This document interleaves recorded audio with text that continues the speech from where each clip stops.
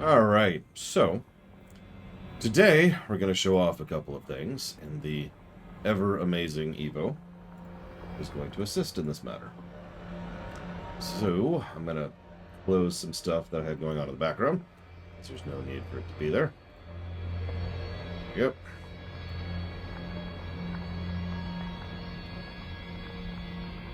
And there we go. Okay, now that we're properly set up, we're going to join Evo really quick.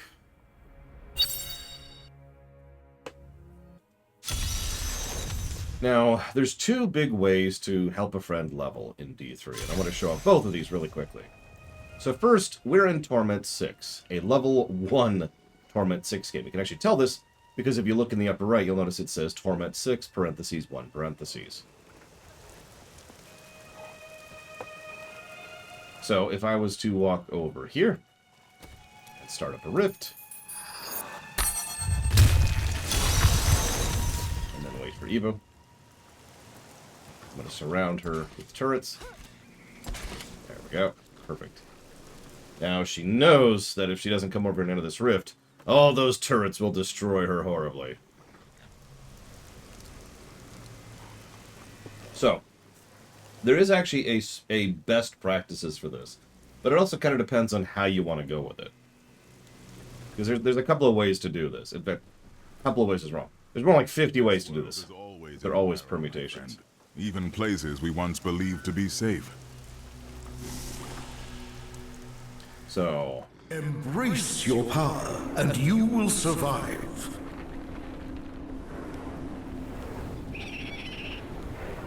What is it here? Probably my kimono. Probably. The question queue will never empty.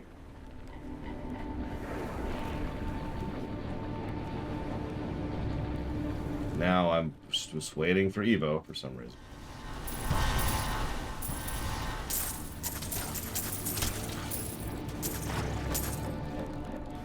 This will be interesting. What is killing those? Oh, it's my minions. My pets are killing them. Darkness awaits you! Well, that's cool, I suppose. Is she in? I don't see her.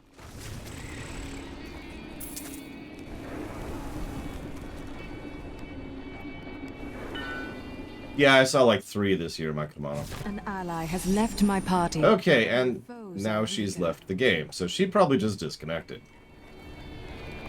So we're going to stand around for a minute and wait very patiently. Our patience knows no bounds. But my foes gain strength. So stand here. She's level 7 already, just from standing here.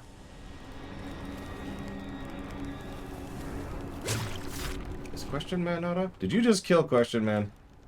You did not. Why did it not catch that? I mean, it caught it. We're done. We're done. So now we're just gonna... Oh, wait, is that her? That's her. Okay.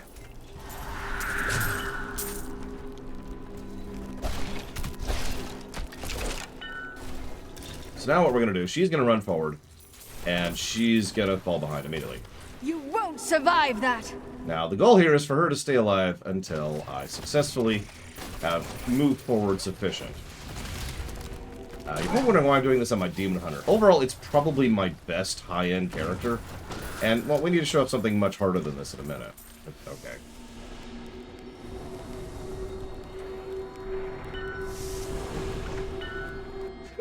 So she's apparently decided to just keep up with me. That's okay. That works too. Like I said, there's a few specific permutations of how this can work. The important thing is that she's in the same zone. As long as she's in the zone, she gets full credit on everything. Notice she is already up to level 13, and honestly, this is going pretty slowly. Now she's level 14. Some bosses. Sweet revenge. Now she's level 15, and you get the overall idea here.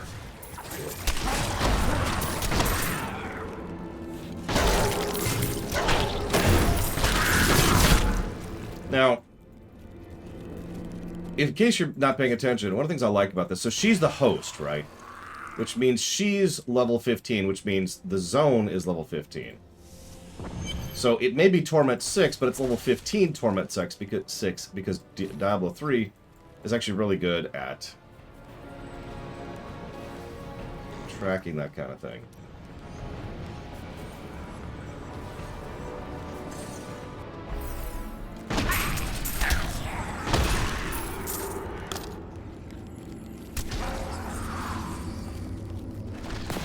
So she got caught by a trash mob. I missed because, honestly, I'm not trying to clear trash mobs. Trash mobs, believe it or not, are barely worthwhile. Like, they're worth killing only really to keep the streak alive. That's kind of it. And I know they don't apply in rifts. It's just muscle memory and a good habit to be in anyways. So there's her again. So now we're going to go ahead and move forward.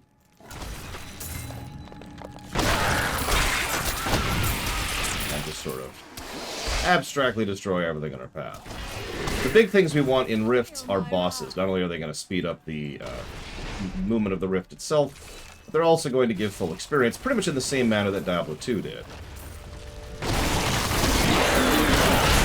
Yeah, we're locked to Torment 6 because she hasn't unlocked past 6 yet, and I actually don't even remember what unlocks past 6 off the top of my head. That was just a taste. Now we're going to go and do this until we finish our first rift, because the other thing we're talking about here is rifts. These are rifts. Rifts are random bundles of terrain from across the entire game. They can pull from any puzzle piece in order to form any given area. And they're essentially just randomized dungeons, but reasonably well-designed ones. That might catch her. Yep, it did.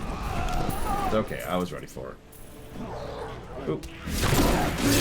Anyways, so they're reasonably well-designed, and they're very lucrative. The specifics on what kind of mobs can spawn, and what loot drops, and all sorts of fun stuff like that are all tweaked. They're different than in the normal mode, than in normal stuff. So it's generally more lucrative to do a rift than to just roam randomly. It is also more dense to do so. Yeah, sure. Wrong button. Sorry. Furthermore, as Dakota points out, there is actually some stuff unique to rifts, which is mostly stuff they've added in patches or in Reaper. The real benefit of rifts... Well, actually, there's several benefits of rifts, actually. So, first of all, it's a great place to level. It is arguably one of the best places to level in the game, depending on your methodology and what you're after. Another obvious benefit of it is something I'll tell about in about a minute when this finally finishes, because I'm having really bad luck for a second here. You'll notice that orange bar on the right side of my screen. That fills up as you kill things. If you kill bosses, it fills up more, because you get these little orbs, which literally just fill it up. And oh my god, come on, we've got like a sliver. I saw that.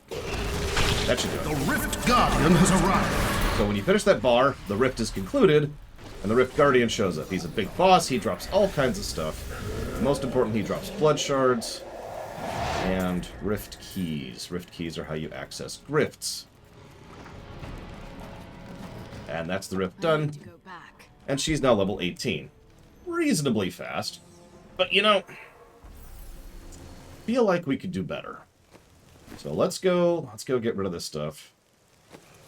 I was actually wondering why there weren't any on Falkenstein, because I did a test run earlier this morning, and I totally got one.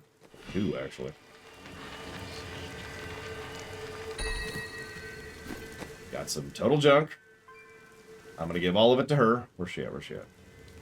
Loran, I haven't... You know what? I'm just going to close the rift, which also gives her a bundle of experience and gold. And now I'm closing the rift on her, so if she's still in there, she'll get shoved out, which is kind of the goal. One way or another, she will soon be in town. Even if I must force it. But yeah, so, like I said, drop rates, spawn rates, density. It looks like a normal dungeon, but it actually isn't. And that's one of the reasons I love games like this in a nutshell. One of the most common things I encounter when it comes to the review is when people will say, well, X is the same as Y, therefore... Okay, that should have kicked her back into town. Yep, it did. Yeah. X is the same as Y, therefore, why do I care about it? You know, why do you review one thing better than the other?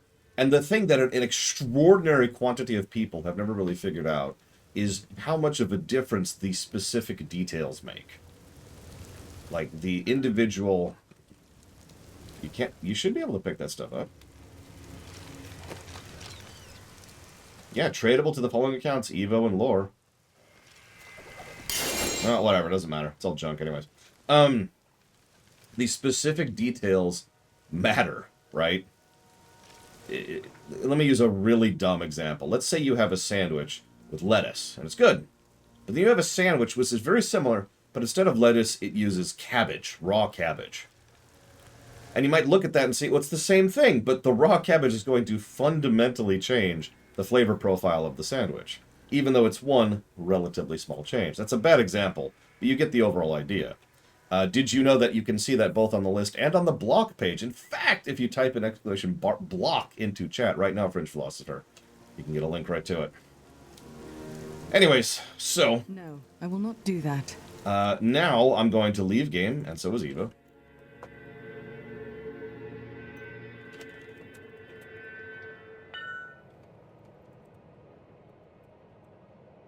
And we're going to show off the other method.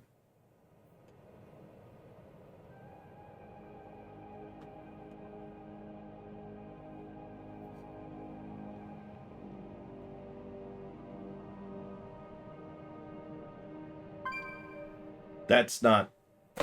Okay. That's one way to do that, I suppose.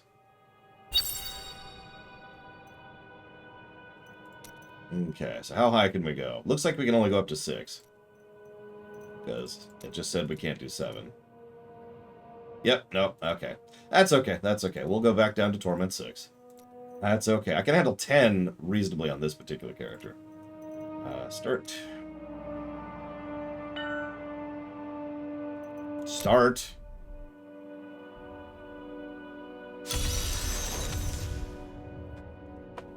An ally has joined my party.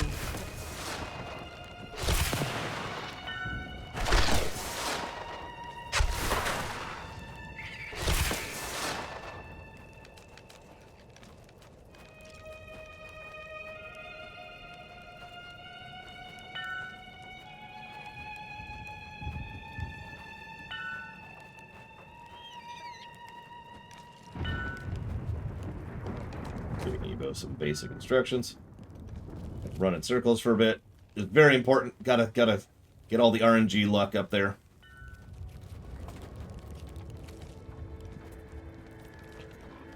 They do not, Mad Overlord.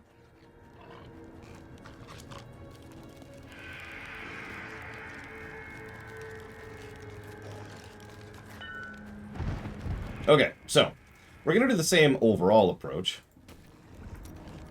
But now it's a level 70 rift. So I'm gonna wait till she's in here. Then you're... And I see your pets, but not her. Well, okay, she's gonna be here, and we've already got enemies. Okay, so I gotta do a couple things now, because I gotta actually kill stuff at my level. But that's okay. So this build is extraordinarily weak, because it hinges on a single ability. This is it's a fun build. I actually like this build quite a bit. So we'll talk a little bit about builds today, because that's the primary focus of today is builds and high-end stuff. But the way this works is I do junk damage in all categories until I have a turret down. And you'll notice that the moment I dropped a turret, everything on the screen died. That's because I have that set right there. That's the Marauder set. For those of you familiar with it, you're probably just nodding. But for those of you not, the Marauder set's main focus, the big thing that really boosts its damage, is that it is... Evo's trying very hard not to leave. The big thing that it does is it improves the damage of various of your abilities by 12,000% per turret you have down. So, I only have to drop a single turret to be able to absolutely destroy anything in Torment 6. In Torment 10, I usually have to drop 1 or 2 turrets. And doing actual high-end stuff like Torment 16, that's when I need 3 turrets to be able to hang. That's why there is such a demonstrable difference. And you can visually see it. That's why I tried to show it off. Boom! Here, warp to me, Eva, really quick, real quick. Oh yeah, we also have more turrets because of this thing.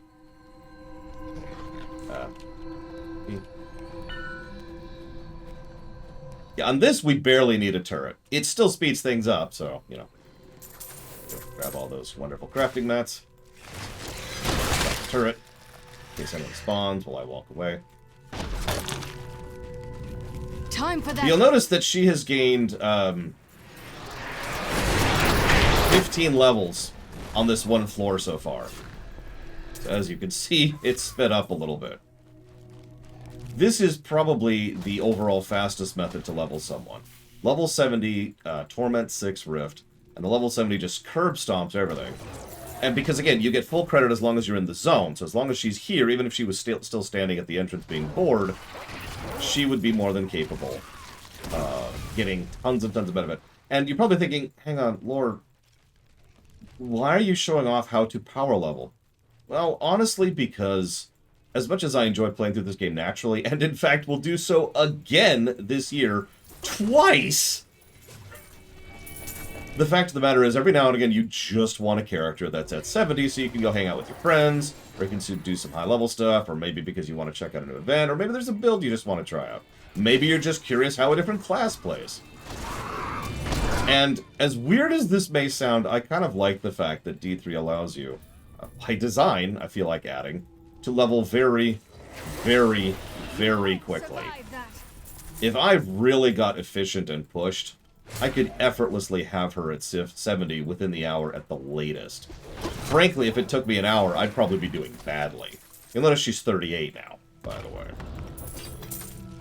I agree with that, Matt Overlord. That would actually be a really good change. We have a really long Rift level 1 here. It's kind of strange. Can you trade crafted gear? I actually have no idea. I don't think I've ever tried. I'm going to wait here just a moment. Ouch, Evo. Considering I'm older than that. As you can see, we have a green gem there. We have a couple of things, but honestly, we don't really have a particularly good set. The main thing I have is the Nemesis Bracers. Nemesis Bracers are better than most other better bracers because of their emanate. Shrines and pylons spawn an enemy champion. That is, in my opinion, absolutely freaking mandatory for these kind of runs. You cannot do as well without that freaking bracer.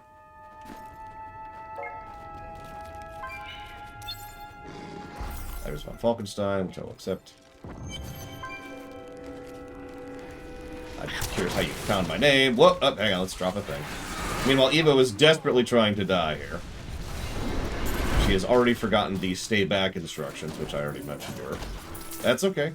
I'll consider it a challenge mode. But yeah, Takoida said you could put that on followers. Obviously, that's of no use to me. Because, you know, I don't play this game solo. But if you do play the game solo, then yeah, you can put the Nemesis Bracers on your follower. You may or may not notice that even though we're only on Torment 6, these enemies do still actually cause a decent amount of damage. That's because, and we've actually already talked about this, at higher ends, this game becomes a bit of rocket tag. The goal is primarily not to get hit. Your fear betrays you! One of the reasons why my live ability is specifically the dodge roll. But that's okay. She's up to 44 now. She's actually older than me now. Ooh, that was fast. Shoot, shoot. Okay. Yep, that's just what it is. We're just gonna accept that one. Yeah, bracers tend to have a lot of good stuff. We'll talk about Kanai's Cube in a second, because we've deliberately not talked about it yet, because we haven't unlocked it yet. A lot of stuff unlocks when you get to the adventure mode. Yeah, she's 45 now. She's getting there. It's just rapid firing. It's like that terrible Adam Sandler movie. Sorry, I should clarify, because they're all terrible. Bleed, you filth! The Rift Guardian. And there we go. Boss time. We'll put on all three things and instantly one-shot him. Alright. Hey, we got a keystone that time. Even though it's only a... Oh, right, because this is a 70 Rift. Duh.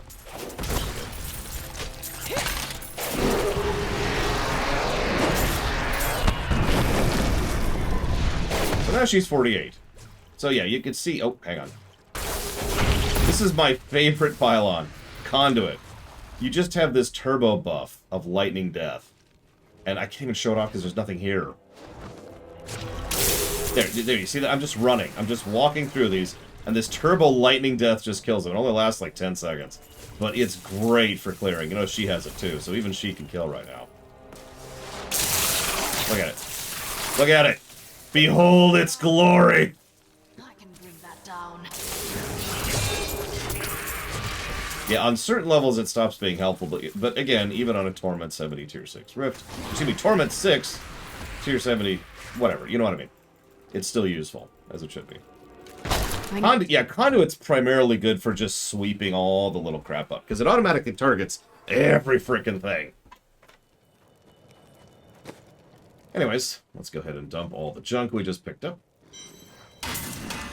We probably got nothing good with legendaries. By the way, this is when we get to the point where legendaries are just tossed into the fire en masse, because it's like, you glance at it, okay, and then you throw it into the trash. I'm kidding. Obviously, it's a thing. Let me just make sure here really quick. Not what I would do. We actually had that. Didn't have that one. Nice. Stopped you. Oh, I need to do more tier 3s. Oh, wow, I didn't have that one either? Holy crap. That's rare. Okay, we already have that one. Cool. What was the knife? I have no idea. But now it's gone. Boop. An ally has left my party. And now Evo has decided to leave the party because she hates me that much. She is so violently hateful towards me that she was like, nope, I'm done. I also got Bottomless Potion of Kool-Aid. Drinking Kool-Aid allows you to burst through walls summoned by Waller elites for 5 seconds. The flavor text says, and I quote, "Oh yeah!" Anyways. I'm dead serious, that dropped this morning. I had to show that off. Because if you were paying attention, I didn't have that one over here. So I'll add that one to the pile. So you probably... Where do I even begin? There's actually a lot of stuff to talk about. Yeah, I don't have any potions equipped on this character. This is actually a seasonal character. We're going to double check this thing really quick. Already had that one. Cool. So, let's talk briefly about Kanai's Cube. So, this is the Herodric Cube 2.0. The game crashed. Well, get back in here. Whoops. So, here's Zoltan Cool, and here's the Kanai's Cube. Don't worry about that. We'll get to the lore implications in just a moment.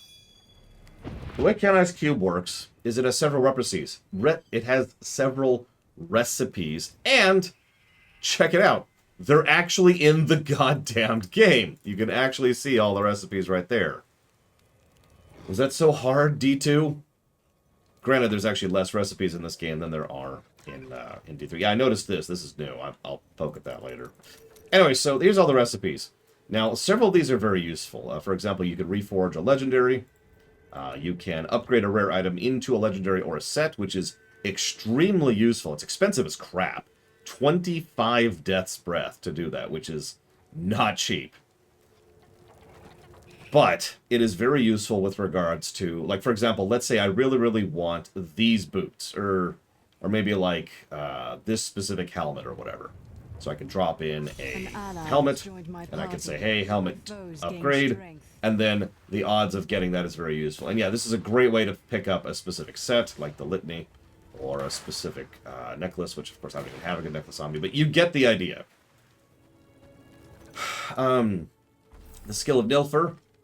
This is converting a set item, which we'll talk about that in a bit.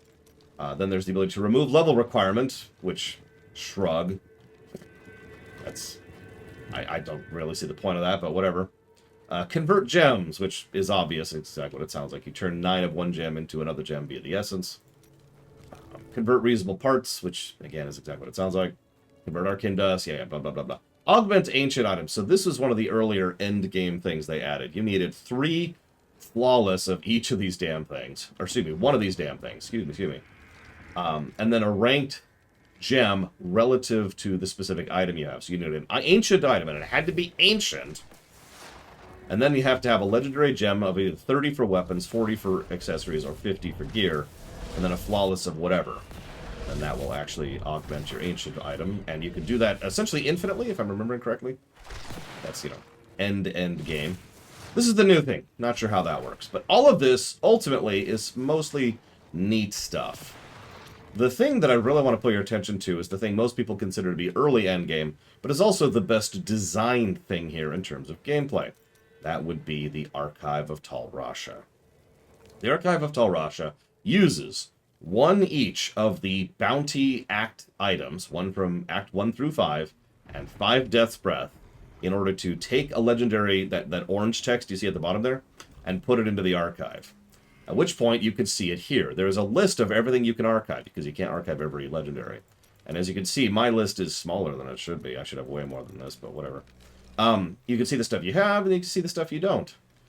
Now, this is in maze balls. So what happens here is, A, whenever you put it into the archive, it's always the highest possible chance.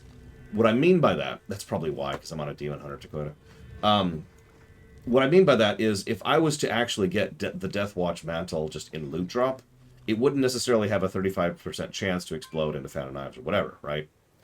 But because it's there, it's always the highest roll, the highest possible thing that suffix can be. And the idea here is you can have one weapon, one armor, and one accessory. And you can just have these be on. Always, regardless of your gear. This is a great system for builds. It's a great system just in general. It's a way to keep legendaries relevant, even if you're not actually equipping them. And it's a nice little collect-a-thon thing. Again, literally shows you what you're missing and what you have. And it also gives you encouragement to do bounties, even when you're at the point where the gear of the bounties isn't necessarily useful. So, this is just kind of an awesome system. It is, admittedly, a little bit low tier, because most people who've been playing the crap out of this game have probably long since filled this list out. But if you're just playing even normally, like if you're just playing for fun, casually every Friday, this is still a great system. And that's one of the reasons I praise it so much. So this, by itself, is multiple gameplay positives.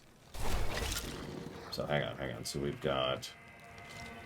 What do I call this? Let's put this under interface. And... we're definitely going to put it under builds.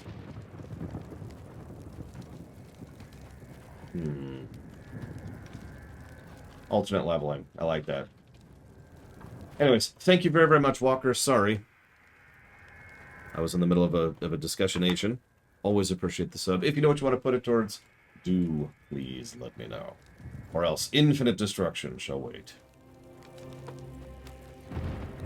So yeah, very good system. I love this system. It is not perfect, but it's still one of the better systems of its type I've ever seen.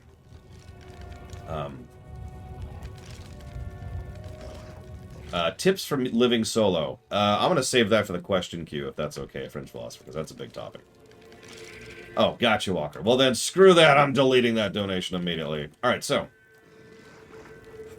Right. That's the other thing I wanted to mention. We're giving 1 and only 1 plus to the Kanai's Cube info in-game, because some of these are a little bit more esoteric, and it's not perfect, as we've already discussed. Alright, so, that's all that stuff, and that's all awesome. Zoltan Cool is here. Don't worry about him. He's fine. He's just hanging out.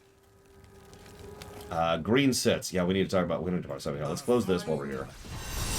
Get a little more experience for Evo while we're here. Whoop. Let's talk about this. So, there's actually a lot of set items. You can see one of them right there, the Litany of the Undaunted. It's a 2-piece. And while this is your only set bonus, this is actually a very good set bonus. While this is your only set bonus, every ancient item you have equipped increases your damage dealt by 750% and reduces your damage taken by 4%. This is bonkers good if you can get it to work. It's actually a lot harder to get work than it sounds, because what you want is that set bonus and nothing else. Just those 2 fingers, those 2 rings. And then you want every other piece of gear to be an ancient legendary. If you do, you are death.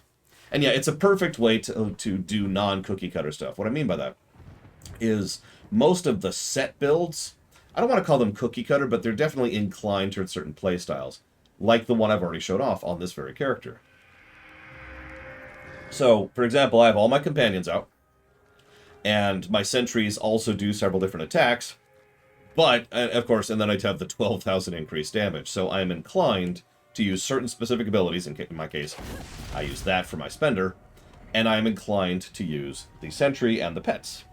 The rest of it's whatever, but you can see how sets, large-scale sets, 6-piece sets, incline you towards a specific build. Now, I'm going to go ahead and swap really quick here on Evo.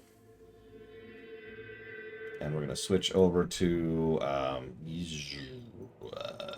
you, maybe? I don't actually remember who's got what, so we're just going to play around for a second here.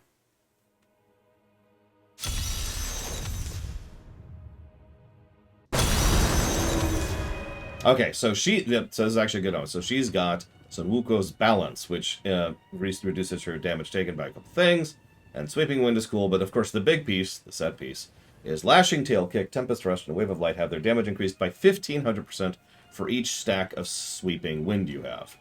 So, Sweeping Wind is, of course, this. Now, Sweeping Wind is weird. Here's how this works. I haven't heard. I'm going to walk away from him because we don't want to hear from him. There we go. So the way Sweeping Wind works under normal circumstances is you surround yourself with a holy vortex that continuously deals weapon damage to all enemies. It lasts 6 seconds and it's refreshed every time you land with a melee. Landing a crit has a chance to increase the vortex up to 3 stacks. As long as your vortex is at 3 or more stacks, you gain 8 more spirit per second. But I have an ability, and I actually don't remember what it is. Somewhere. I have something somewhere. There it is. It's that belt. Sweeping Wind gains 2 stacks every second and does not deal damage to any enemies. So this just becomes a buff. It just sits at 3 charges, which means I gain 8 spirit per second. But it also means that all of my abilities now just do 1,500% extra damage per stack, and it's always at 3 stacks.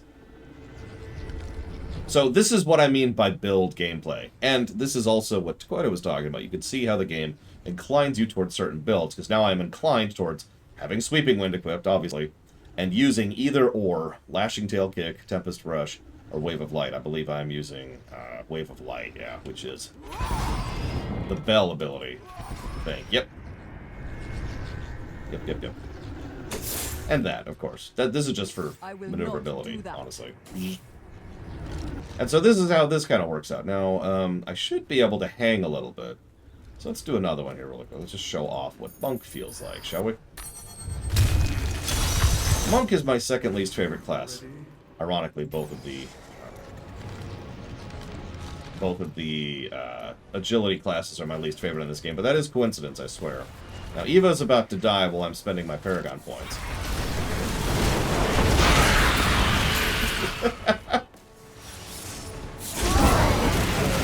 Yeah, the bell... Oh, I don't have the bracers on this character, apparently. Oh, that's okay. You'll notice... okay, I should probably talk about that a little bit. You may or may not have noticed that those pylons, which is what they're called, are actually larger than your typical shrines. Pylons are always like Shrine 2.0. They're better, they give more stuff, they're awesome. And, like, for example, the one I have right now, or we just got, is literal just straight up invulnerability. You are straight up invincible. Just flat. And you've already seen the Lightning Death one, which is, that was a waller. Which allows you to just kind of absolutely destroy everything near you. There's one that makes it so that your ability cooldowns are like 1 or 2 seconds, and you do more damage.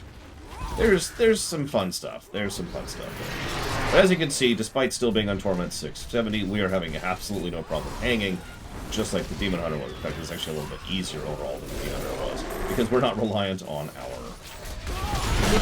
What you think? Thing, word. Oh god, sorry. This actually demands a little bit of me to keep up with it. Not that it has to. And Evo just crashed again, as she is wont to do, so we're just going to stand here for a moment. But you'll notice that one of the things I'm really trying to show off here is the fact that at high end, this game, and this is probably one of the biggest complaints people tend to have about this game, because I hear this complaint all the time, the game turns into almost a different style of game when you're doing high-end gameplay. Because it's all about absolutely mulching through the enemies as fast as you possibly can. Indeed, the game literally times you. Not in rifts, it'll keep track of that. But in grifts, there's literally a timer. You can run out of time in a grift, and the faster you go, the better your rewards are. and there's a leaderboard, and even ignoring the leaderboard, it keeps track of your personal best, you know, fighting the course. So there's a lot of encouragement to try and do the most efficient and fast killing you possibly can. Okay, stop alt-tabbing. Or just play in windowed mode. Am I the only person who just normally plays in windowed mode? I'm actually curious. Pax was making fun of me for that last night. Because I was firing up ESO, and I'm like, oh god, windowed mode! And he's like, what's the issue? And I'm like, I don't like playing in full screen. I don't like playing in full screen. Never have. We're just gonna run in a circle for a minute here. Woo!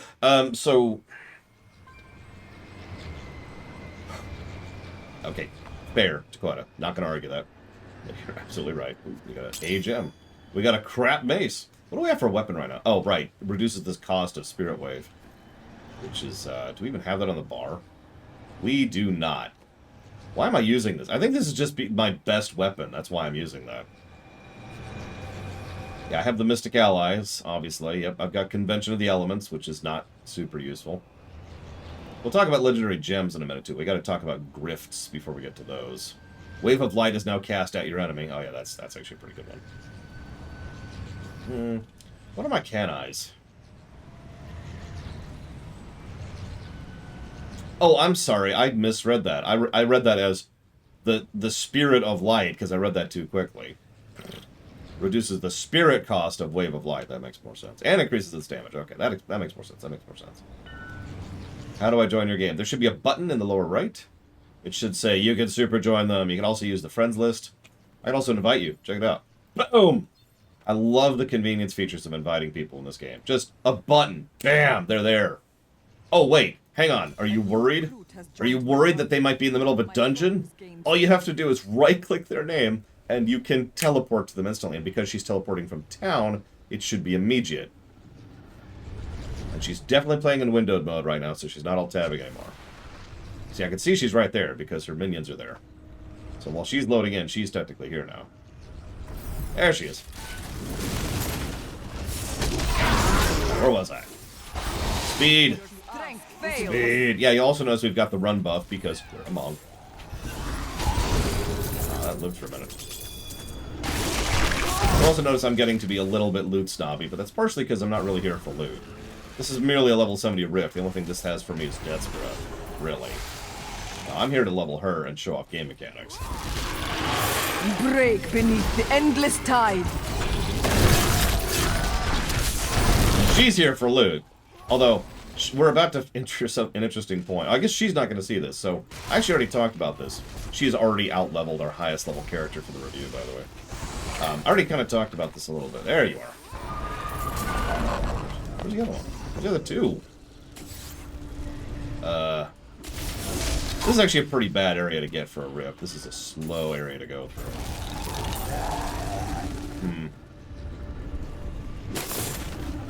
And as you can see, we're actually having really bad density. This is a bad build. Meanwhile, Evo decided to go start looting, which naturally means she's going to chain die for a minute. So what we're going to do, we're going to teleport to her. I can do that.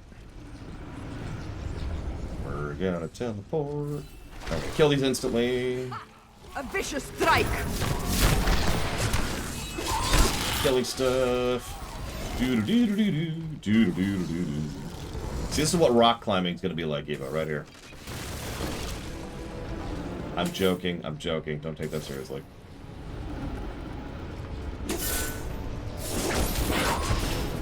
Well, I mean, you won't die each time.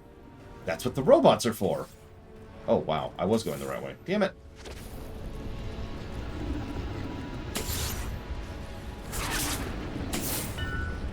It cannot be done.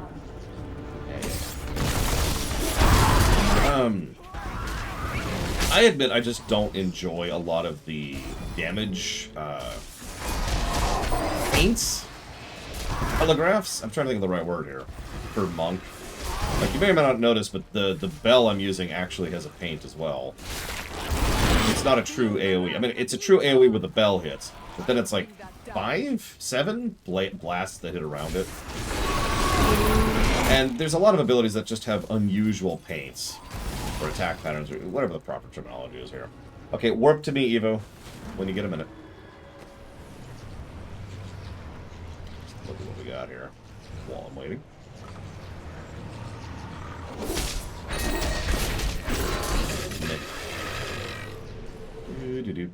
Good morning, Justin. Oh, there she is. Okay, onwards.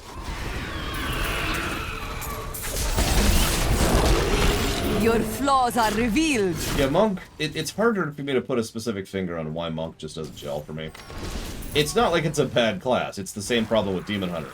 The worst class in D3 is still a class that would stomp most other games' class design. It's just compared to the absolute joy that is most of the other classes. There are, of course, other builds, which I don't really have the ability to show off properly, and I do apologize. But there's only so much I can show off in a single playthrough. There are a lot of things. Evo is really being risky here. She is right there with me. That's a lot of faith in me clearing all of this trash on a class that doesn't have good AoE potential. If I miss one thing, she is turbo dead. You are defeated. Disintegrate Source is rather fun. I kind of have a variant on that, so my wizard is actually technically my lowest capacity. Oh, here we go. Has found you. Not because she's weak technically, but only because the fact that she's out of date. She was my first main, oh, excuse me, actually she was my second main. And so I built her for, you know, back in the day. And so she's just not as good as some of the more modern ones because power creep. I am returning to town. So her big shtick is she has to be in Archon form in order to do damage. If she's not in Archon form, then she sucks. If she is in Archon form, she does decent damage and has a very tanky build. Good morning, Jordan. But the moment she drops out of Archon, notice she is now level 63. Yeah, Spin to Win is, of course, a fun one. What do we got? Sky Cutter. Ooh, I don't think we have that. Hang on. So we got to show off one other thing here. So let's do this. We didn't have that. Idea. Not quite. What do we have here? Leorix? Oh, yeah. And the Ring of Royal Grandeur, which is a very common thing to put. So the Ring of Royal Grandeur reduces the number of set items needed for set bonus by 1. You'll notice I only have... oh, maybe I do have 6. Well, apparently oh, right, because I was going to replace that. Well, I didn't successfully replace that, but the idea is you can now have 6-piece with only 5 pieces, which is more useful than it sounds. It's kind of a trade-off, because you effectively lose your ring slot in order to gain that benefit. But in several builds' case, it's worth it to, for example, gain a different necklace, which is what I was going to do. I was going to swap out the necklace for the Hellfire necklace. Let's do something a little different. So let's show off bounties, shall we? So we'll do this on something a little bit simpler than this. We'll do this in Act 1. I like to go counterclockwise, starting at the least bad. So we're going to go here. Whether she keeps up with this. So Evo, you can keep up with it or not, but these are bounties, right? So bounties show up on the map. Bounties are cool. The way they work is they want you to go get a specific item, kill a specific dude. That's funny. Or to do an event, for example. If that event or that boss or that chest is a bounty, then it exists. Which I know sounds like a weird statement, but what I mean by that is that this hurts! Oh my god! Jesus Christ, what I meant by that is that this event that we're actually about to do for Garbad the Week is not always here. But because it's a bounty, we know it's here. Power sleeps in the dead one. We can share. Oh, that's why I don't have sleeping up. Jeez. Yeah, sure, I'll help you. Do it.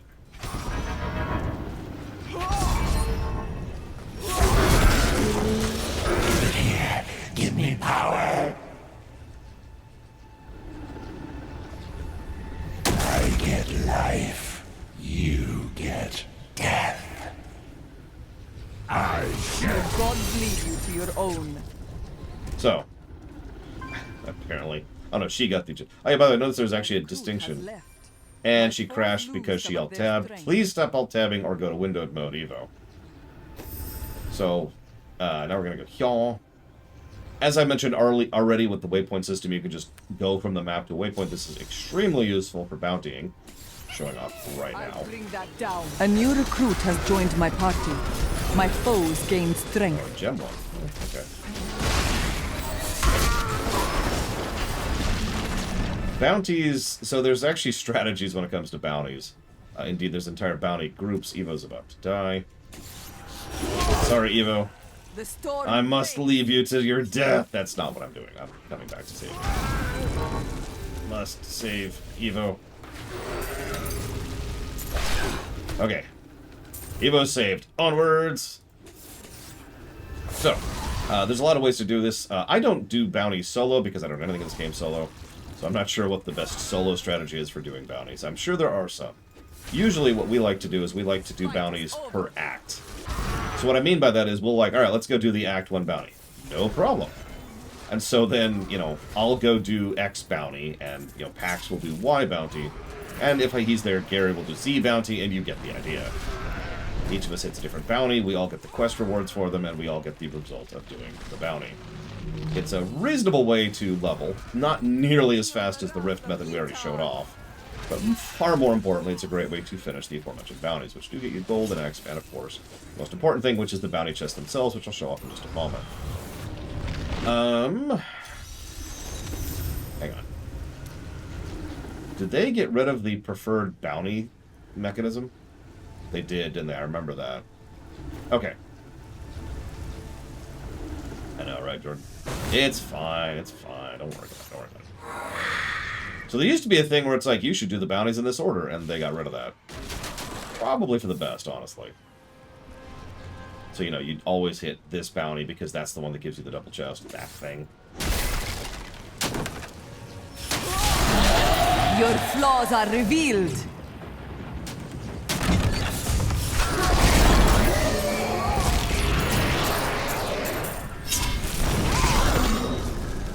I like to end with the most troublesome just because it works thematically.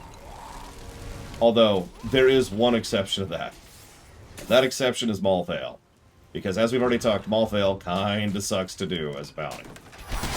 There's actually several Act 5 bounties which are kinda mean. In fact, if I were to check right now, it looks like right now, it's Adria, which isn't too bad, but can still kinda suck. Okay. Question. How hard it would be to paint a 2D object as a 3D object, and then kind of artificially mode 7 it? Yeah, Adria can be bad. I just don't think she's as bad as the other two alternatives. But yeah, no, she's definitely mean. And that effectively means all 3 Act 5 bosses can suck if you get them as bounties. So that's neat. Generally speaking, most people tend to have the least Act 5 bounty items as a result of that, but for whatever reason, I have the least Act 3. I'm not sure why. I don't have any hesitation about doing Act 3. I just don't have many for some reason. Oh, that's gonna suck, brother. Wait, we'll manage it. Oof. Your flaws are revealed. Okay, so that's that one. Then we move to here, the last one. I should probably talk about the interface briefly because we're smashing through this very quickly.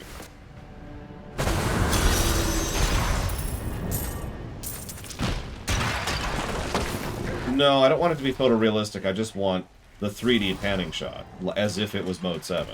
Because I don't actually know how to accomplish that without literally rendering it as a 3D object, which is your department. Although, maybe I could use an AI bot to do it. That's a great idea.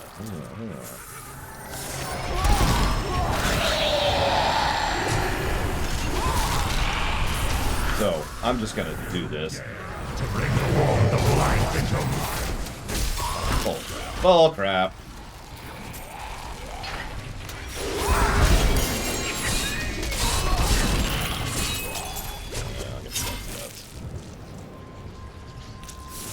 Sorry, this is taking so long. They prevented me from teleporting, which they usually don't. Stop alt tabbing, or go to windowed mode. So, you could draw anybody in the entire game into a boss encounter. So it doesn't matter where she is or what she's doing, she just got an invite to that boss. This is the main reason I do the bosses last.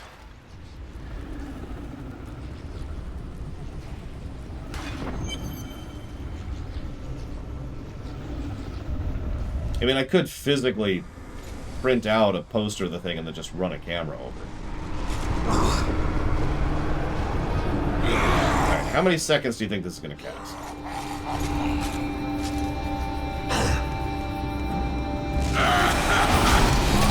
Wow, 2. That's actually longer than I thought.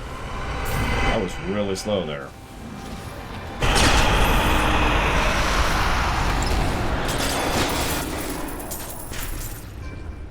So, talk about interface. Yes, no volume, just a flat object. It's a poster. The bounties show up in the lower right. In fact, I'm actually going to show it off here. As you can see, it shows each individual bounty on the thing. You can see the exclamation mark. And it shows them right here. And it'll also highlight with an arrow where they are on the thing. It also shows the specific reward and the gold and the experience reward you get for them. So, bosses drop normal stuff. Bounty bosses drop chests, which you just saw happen. I need to go back. If we go back and toin this in, so I'm going to wait for Evo on. I'm going to dump some stuff, then I'm going to wait for Evo on.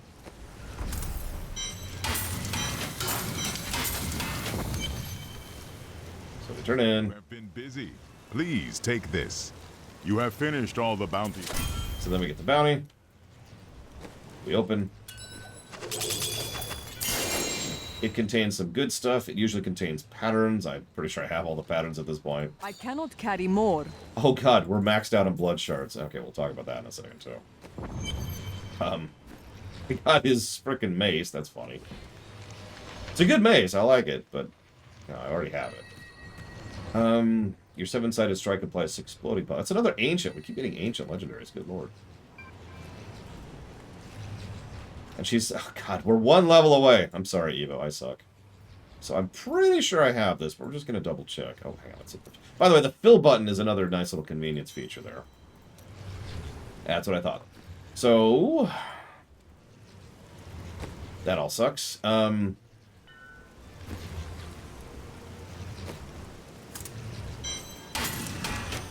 These, give me our correct souls.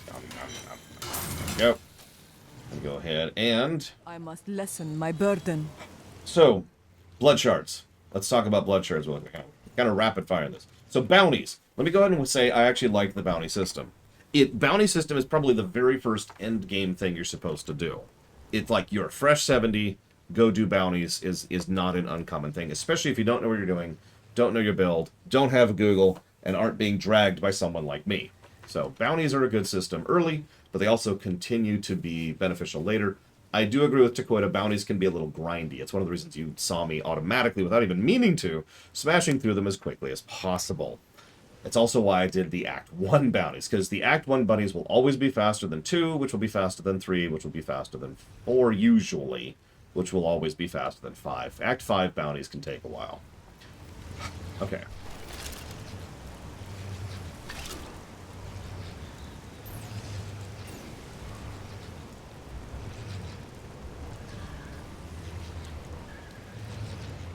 So now, we already talked about the cube, we've already talked about bounties, let's talk about blood shards. That's these things in the lower right here.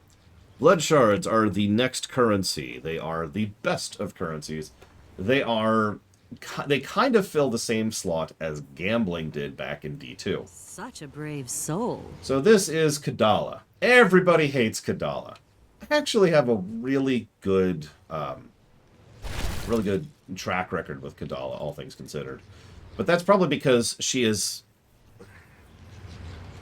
a better than even chance to give you what you want, because there's a decent amount of math going on under the hood for what you get. So what you do is you spend blood shards to buy a ring, or an amulet, or an item, right? It's a slot. Helmet, boots, belt, pants, two-handed, one-handed, quiver, mojo, phylactery, orb.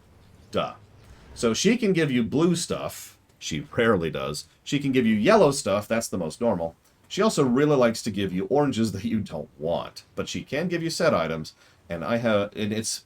The reason I like this is it's a way to like gambling in D2, do targeting looting. So let's say, for example, I specifically want a ring, and there is a ring I want. Well, that sucks because rings are expensive. You notice they're 50 as opposed to most of these just being 25. But still, I need a ring. So I buy a ring, and I get junk. So that's okay. We'll do another one. And I get more junk. And you just do that. Each time you click it, you roll the dice again and get a new item. And that costs blood shards. This is not the best system in the world, and I'm not trying to say it is, but it is actually a good way to try and do a little bit of bad luck protection. There's actually a weirdly large amount of bad luck protection in D3, because it's one of the reasons why we talked earlier about how much it can be frustrating to not have to need a specific item to build a build. But there's a surprisingly large number of mechanics, and we've already shown off 3, in order to try and ensure that you get the item you want. And yeah, just to show this off really quick, so we'll go over here, show off this one. Upgrade rare item. I think I'm good on that. Hang on. Oops. Oh yeah, I got tons. I got plenty of Death's Breath right now. I got thousands. So, we're having some interface issues. Why am I having interface issues? That's really strange. I've never had that issue before. Is it because no, that shouldn't do it.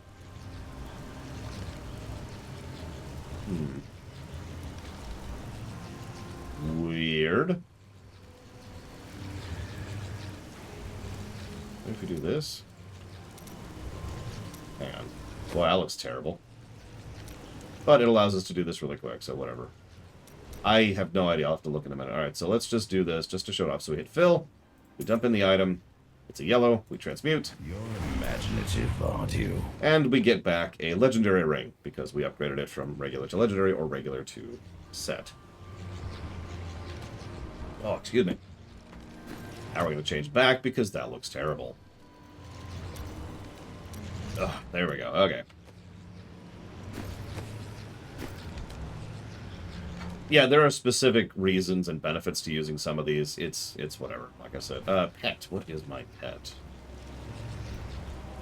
Pet. I currently have the Queen of the Succubi equipped for some reason. I think this is because I didn't have my Protoss stuff yet. So let's put on... we'll put on... There we go. We'll get a little guy there. We'll get Groot. Do I actually have this already? So let's go check. Fill. Realize that we're stupid. Fill, put in. We already had that. Okay, cool. I do wish there was a better interface for seeing if you already had something in Kanai's, like if I could just mouse over it and it would be there. That would be nice instead of having to manually check. Especially since that way I could look through this nonsense and just tell which one of these have been extracted and which ones have not. Because, I mean, that's what I'm going to have to do at some point, is just go through this mess and extract. And then be like, okay. Everything that didn't just actually get extracted is getting turned into Forgotten Souls. Or Forgotten whatevers. But anyways.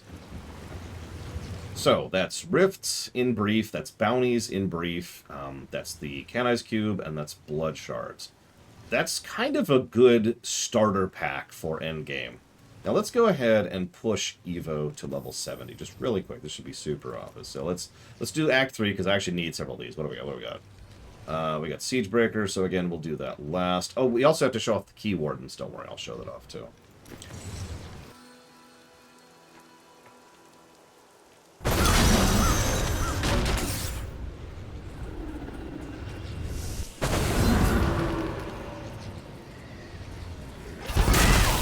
Your flaws are revealed. I also need to show off the new zones. That's another one. Don't want to forget.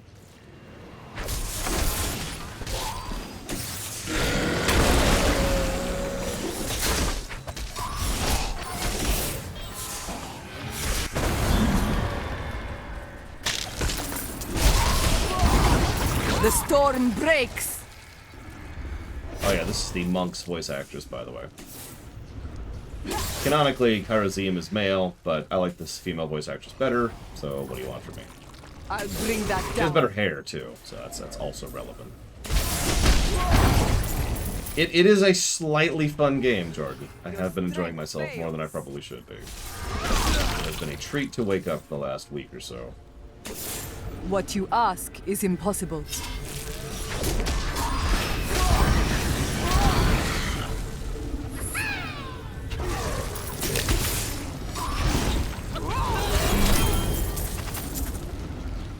that. Okay, bounty done. Next. Boop. Well, you see, Blade Travel, as we all know, nobody likes it when a reviewer actually enjoys a modicum of amusement. All streamers must be dour and constantly bashing the game for how terrible it is, as we know.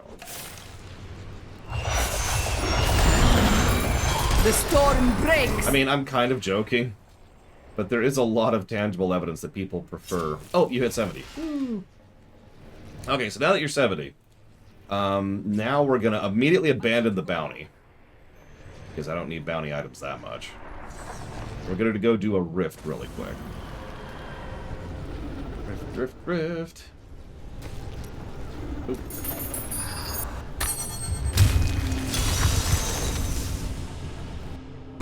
Are you strong enough to survive the trials? Nope.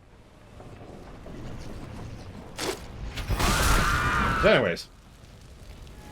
There is a lot of tangible evidence that people enjoy it when you're absolutely just shrekking a game or when you hate it or whatever. But at the same time, I have received a lot of feedback over the years that people enjoy it when I am enjoying a game too. So I suppose I'll ask tangibly if anybody's been enjoying the Diablo 3 run. Whoops. Really? That's a weird one, but okay. While you're thinking about the answer to that, I should probably also mention there is a thing. So the way this thing works is, I believe this is true in D2 as well. I'm glad you've been enjoying it, Evo.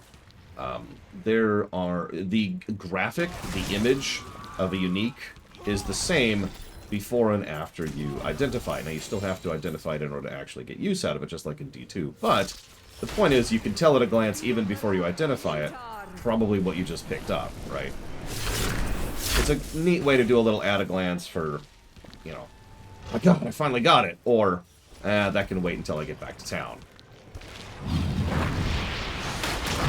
I mean, if you want to watch the Shattered Universe run, that's up to you. That game, oh God, that freaking game. I didn't think we were going to beat that game.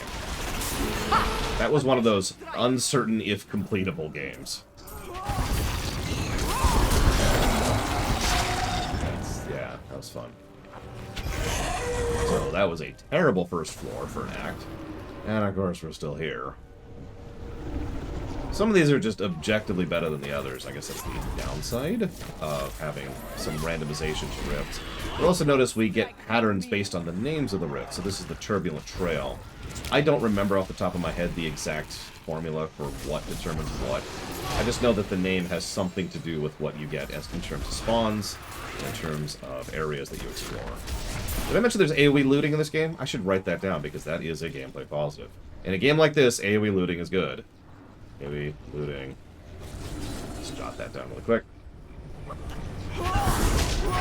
Here's some gems. I'm just going to get Evo some gems here.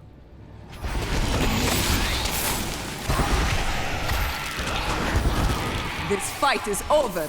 So I'm going to wait here for a second because this is channeling. Channeling reduces cooldowns and resource costs, which unfortunately is actually completely worthless to my current build, except for this. And now we are playing a Diablo 2 Sorceress.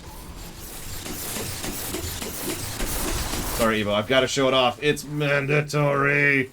Wait, I'll come back and save you. I'll come back and save you.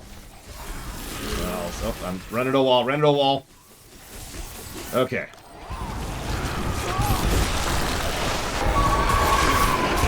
Yeah, some builds really benefit from the cooldowns go away thing. Like any build that relies heavily on a lot of burst, for example, which usually means a nice big long minute-long cooldown or whatever. Yeah, those are fun. I love the pylons. I do. In fact, we probably need to give a plus to shrines and pylons because we did in D2, and they're even better here. You also notice our second floor has been much more successful than our first. I will not do that. Wait a second. Yeah, I forget what the super mode is for this one. Is it Epiphany? Might be Epiphany. I don't remember what it is. Barbarians is Wrath of the Berserker. Wizards is Archon. Demon Hunter is Avatar of Vengeance. Evo's is Being a Corpse. Oh, it is Epiphany. I was right. It's everywhere because this is not Mass Effect. What you ask is impossible. This fight is over.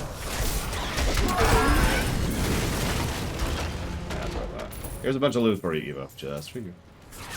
Witch Doctor has... oh, God. So, Witch Doctor has the Voodoo, I think is what it's called, or something like that. Big Bad Voodoo? I don't remember the specifics, but it's the one where you drop down the totem, and it's a nice big circle of horrific death. It's extremely useful, for not just for yourself, but because you can also buff your party members. A worthy challenge. I actually had several group builds that were centered around me using Big Bad Voodoo at the right time for my friends to absolutely destroy things. Because, as I've mentioned before, the builds in this game are so extensive and so amazing that a lot of them are literally cross-party. That some abilities literally work best when in conjunction with other party members using other abilities. Because there's a lot of synergies in this game, like a lot. Necro... Isn't it Army of the Dead for Necro? Like, it just summons a giant wave of death in a spot, something like that. I don't remember. I'm actually least familiar with Necro, for obvious reasons.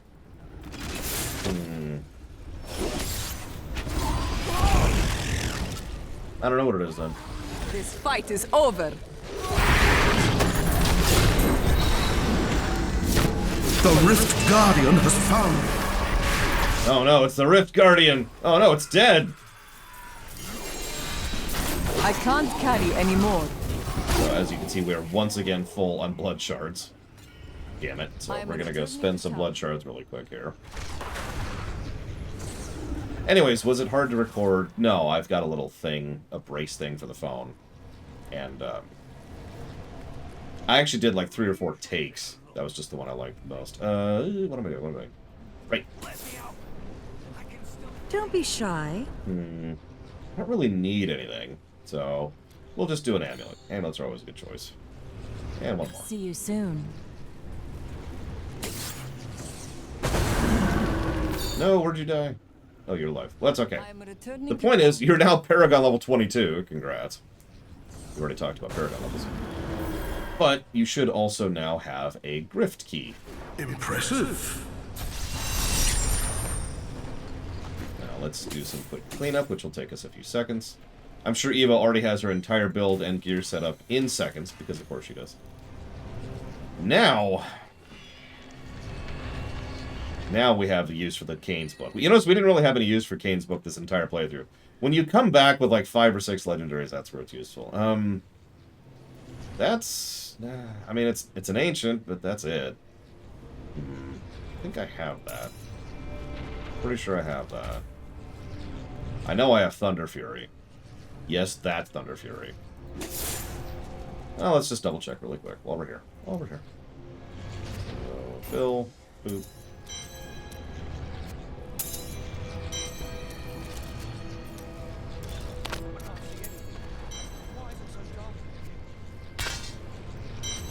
Yep, thought I had all those. And I was right.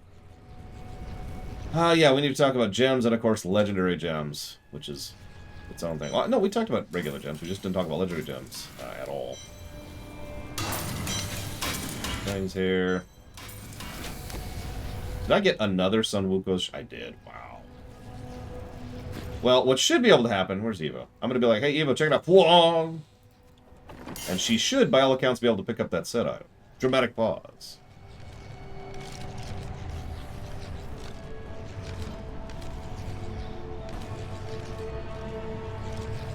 But she can't, and I don't know why. Why is this not working? Tradable to the following accounts for an hour and 50... Why is this different? I know you can trade gear, and I know this is how you do it. You just drop it on ground in town. Why can she not pick this up? It's not class specific. It's still got the tradable variable at the bottom there. She's level 70.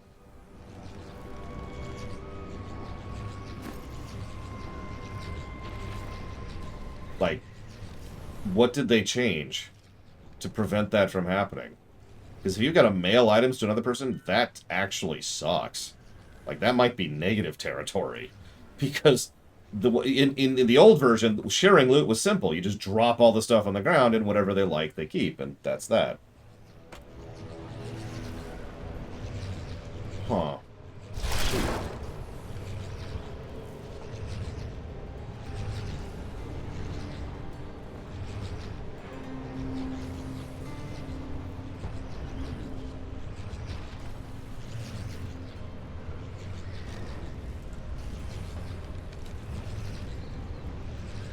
I was gonna say, last time I played this, which was the previous season, I mean, I can always...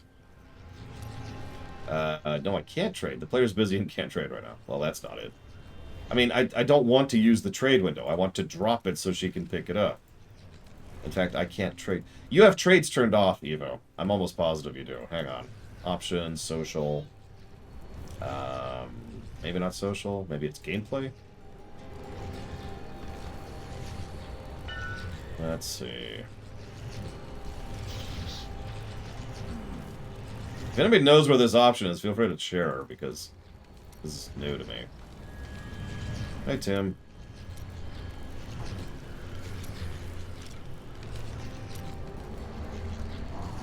Maybe it's not. Maybe I'm really dumb.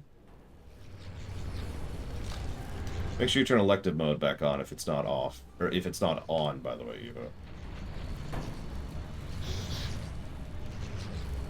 Oh, yeah, okay, that's it. That's it, Blade Jamal. Thank you. Nope, that's exactly it. Her account is approximately an hour old. That's what it is. And that makes sense, even though I don't like it. So, under normal circumstances, what I can do is I can drop a thing. Yeah, it's anti-bot measures. For those of you not aware, there is tangible, real evidence that restricting certain activities for certain ages of accounts does help combat the bot problem. Doesn't get rid of the bot problem. Nothing gets rid of the bot problem. But it is something that helps, and it is something I'm in favor of. It kind of sucks, because she's not a bot. Right, Evo? But I understand it. That's not a lore minus. It makes too much sense. That would be a negative for bots, if anything. So, honestly, negative for bots. I think I agree with that sentence. Let's do it. Negative to the world for the fact that people decided to start botting. Alright, so we've got AoE looting. Did we talk about Paragon levels? We did. Okay, cool. We talked about Paragon levels. We talked about... We haven't talked about Legendary, so come here. It's time to show off this. I don't think I can swing Torment 15 on this character. In fact, I know what totals are... We already talked about regular gems, didn't we? No, I guess we didn't. We'll talk about regular gems in a second. Hang on, let me get to a slightly better character. Give me just a second. I'm just going to switch down to my demo.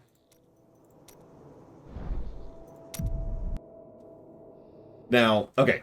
So we talk about rifts and grifts. They're called that because they're called rifts and greater rifts. So. That.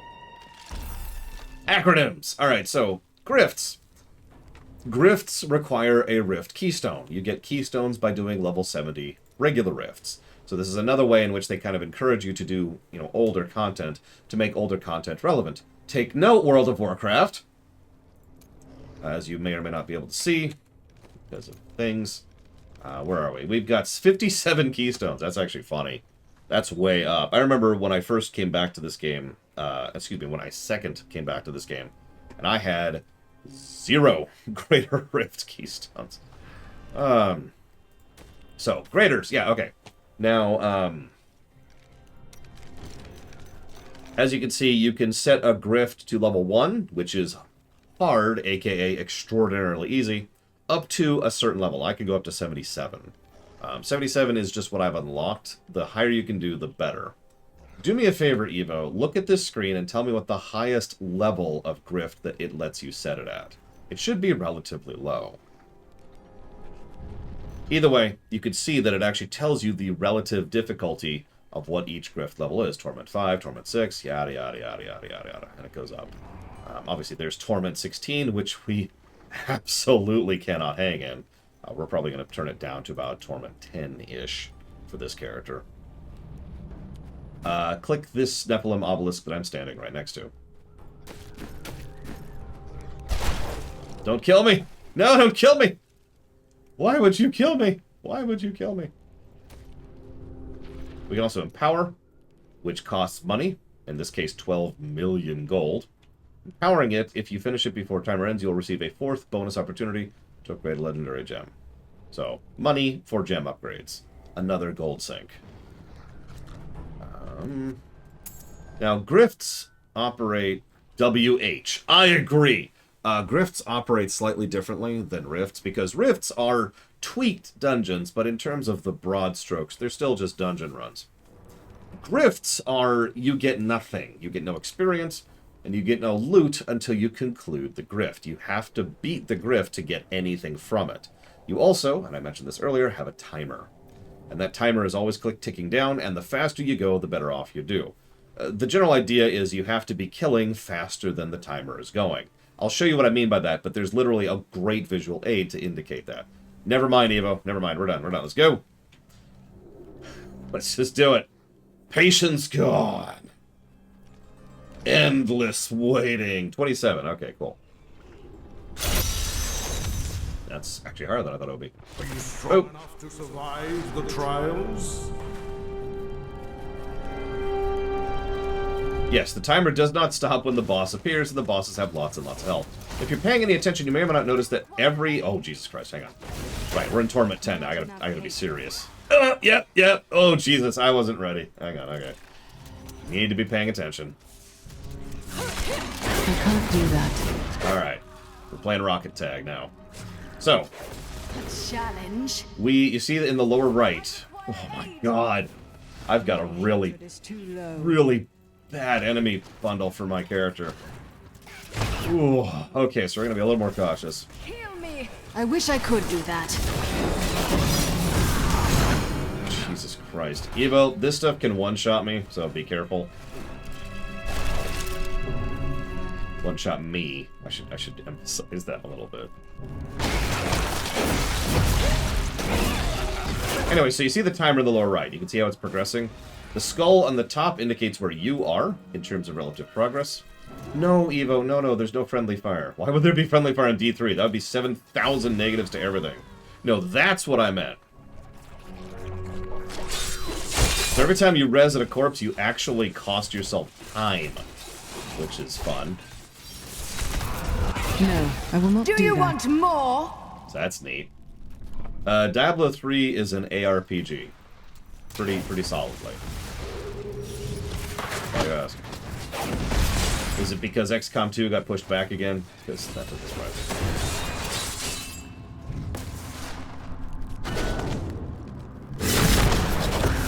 Yeah, in all honesty, stay back. If you die too much, you're actually going to cost us time, like I said. So just hold back.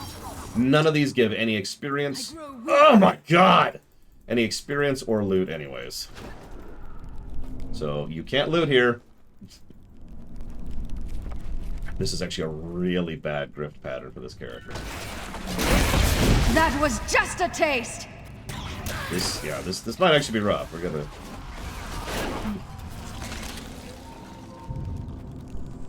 Which one? Sure.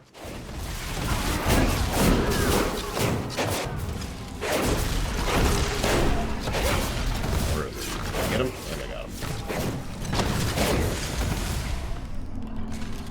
Yeah, anytime I see someone say how easy these games are, I just laugh a little bit. Because, what I'm doing right now is relatively easy.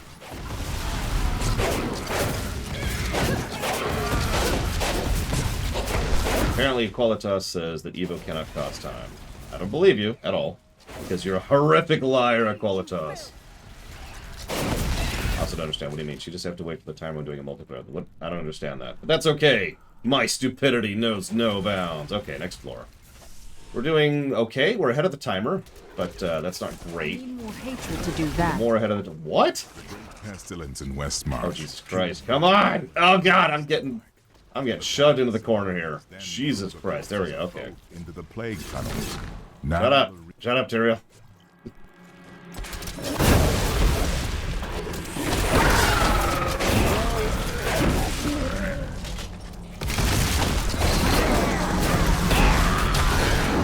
We're gonna take that. Oh, yeah, there we go. We also, you'll notice, have the Nemesis bracers on this character. I am losing strength. God damn frickin' okay. Go. Go. So yeah, you'll notice how it's doing a lot less impressive damage on Torment 10. Still useful. Just, you know, not a complete street sweeper like it was before.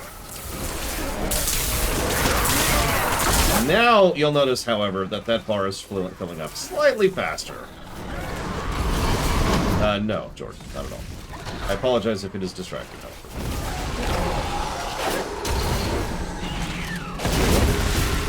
You're just trying to say that I'm distracting, aren't you? I know it. It's okay. I do know some people prefer streams where the streamer doesn't say anything. I could do that, but that would be so boring, I'd probably kill myself. So, unless you really want me to commit suicide today, YouTube, let's avoid that. Hatred to do that. Yeah, let's go to this Evo. Res. I don't know if she loses time when I res her. I'll do smoke signals.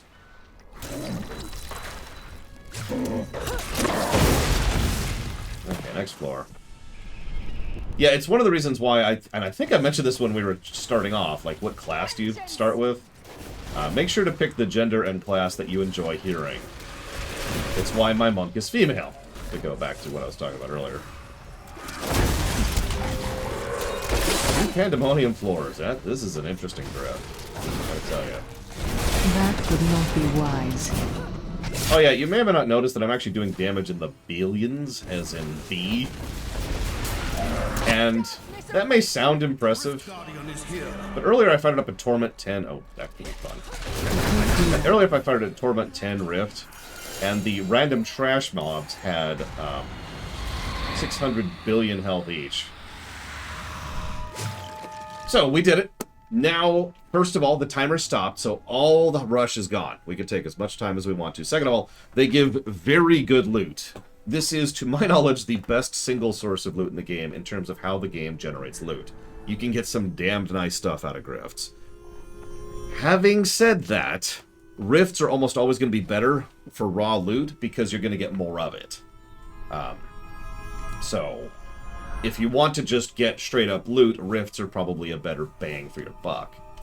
No, that's not the benefit. I do want to show off the timer thing, though. So it took us 9 minutes and 22 seconds. That's pretty slow. But now we have a personal best of tier 45 on the 2-player leaderboard, and we both get that. And yeah, there's no RNG safety drops. You'll notice we got some white out of that. But what we really got is that. Now, I got a Bane of the Stricken, which is crap. But these are legendary gems. So legendary gem drops in grifts, and then you go talk to Urshi, which we'll go ahead and talk to her. My name is Urshi, and like Auric, I once served the ancient Nephilim. When the champions of ages past had proven themselves, I would attempt to improve the clarity of one of their gems. If you have a gem of sufficient quality, I can try to do this for you as well, champion. Good to see you. These are the legendary gems I've gotten so far. As you can see, it's a relatively large list. In fact, I have multiples of several. And you're probably wondering, how do you have multiples? Seasonal characters. So you notice, I've got... I don't know, what's I can point up. Let's do the Bane of the Powerful, which is a level 26 gem. So, legendary gems have levels. The way you level them up is you upgrade them in grifts. The ratio is actually pretty flat. That's a level 26 gem. We just did a level 45 grift, so I have a 100% chance to upgrade it. The lower level your grift, the harder it is to upgrade your gems. Pretty linearly, right? We'll get to scenes in a minute. Later. So, like, this low-level stuff, I could level these in low-level grifts very easily. That's a joke. And yeah, if you have less than 100% chance, or maybe like 98% chance, don't even bother, just level something else. Because you always want to be using these, because you only get so many upgrades. In fact, you notice we have 4 because we empowered it. So I get 4 charges of leveling up my gems. These gems are yet another aspect of builds. So we'll talk about Bane of the Powerful, which is one I actually have pushed several times. So, I gain 20% increased damage for 56 seconds after killing an elite pack, and 15% increased damage versus elites, and take 15% reduced damage from elites. It's kind of a generically useful Bane gem. It's probably one of the reasons I've leveled it so much. But the point is, you see that level 25 wreck? So the Gem of Ease here, monsters give more experience, and I could level it and increase that experience thing. Once a gem hits level 25, then you gain the second thing. Like, you notice the second thing here was the reduced damage and all that. So that is the benefit. So each gem has 2 abilities, and the one gets better, the blue number, gets better as it levels. So, you know, I can have poison all enemies for X damage over time for 20 seconds. You get the idea. There's tons of these, and a lot of these are useful for very specific builds. They almost always benefit very specific builds. There are also recipes and other things which benefit from using gems of certain levels. So there's lots and lots of reasons to push gems. Why do I have so many Bane of the Powerfuls? Oh, that's why. Seasonal characters. Right. What am I using right now? It looks like I'm using Bane of the Powerful. My 18 Bane of the Powerful, this one. So we'll go ahead and push that. Because I literally have that equipped. Right, now we have a level 22 Bane of the Powerful equipped right over there. 48 seconds of 20% damage boost. Cool. Now that I've used that, she vanishes because that's done and gone. Now, I need to go back. now I am once again maxed on blood shards. This is getting frustrating. Have you spoken to Auric? Not yet. What's the Does wrong way? one say to an ancient? Fortune favors the bold. So we'll grab an amulet, and then 2 amulets, and then we'll go back because I got junk. I grant you the power of your... My training has paid off. There we go. Barely got it in time because Evo closed it on me. But that's okay. I got it on time. Whew, okay. So that's rifts, grifts, and all sorts of other stuff. And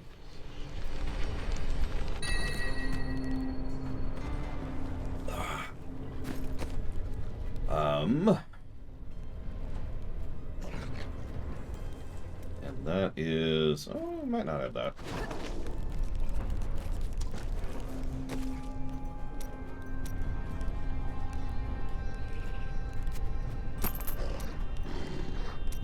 Fine. Not your worst idea. We didn't have that. What do you know? Quite. We also got a set item. For Demon Hunter, you tend to get stuff for you. We've talked about that. That's the gas-powered set. An artifact. The gas-powered set's funny. You can almost always tell what a particular set wants you to do just by looking at its 6-piece. In that case, 6-piece. Your primary skills deal 27,500% increased damage. That's for this stuff. Your vanilla abilities. And yeah, there's some other stuff for that, but you get the idea. Okay. Let's go up here. And we'll get rid of these. There we go. And don't I already have a Bane of the Stricken? I do not. That's strange. Well, whatever. Let's toss it in there. Toss it into the pile! Honestly, I'm very tempted to just toss some of these because there's really no reason to have duplicates of these. And the only reason I do, because it's seasonal. Anyways. That could be glitchable. Well, whatever. What the crap? I'm sorry, one moment. You are up very early today! Exclamation mark. Greetings, Nephilim. I can create a rift so you might test your skill in battle.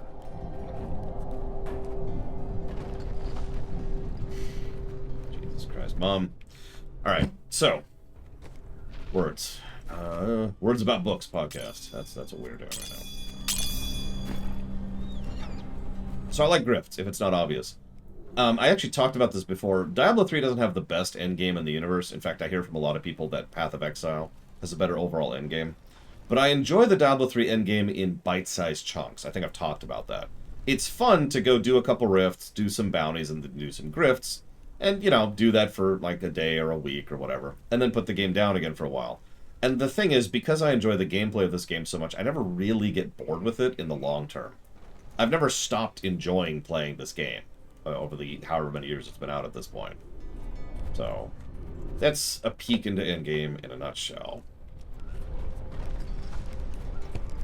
Oh, let's see. What lie do I want to tell my mother today? Today we're going to be doing a Q&A stream! Exclamation mark. Which is exactly what it sounds like, period. There. That is a truth.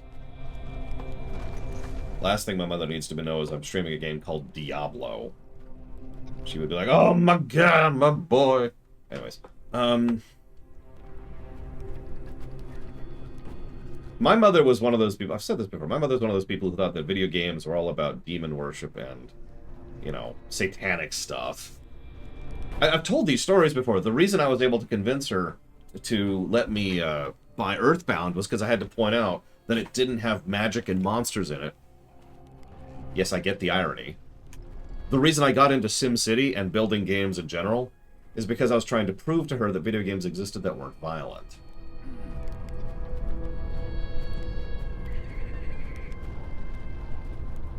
So grifts are cool. AoE looting's cool. Let's talk about gems. Right, and then let's talk about legendary gems. We already talked about legendary gems. That's under builds, definitely.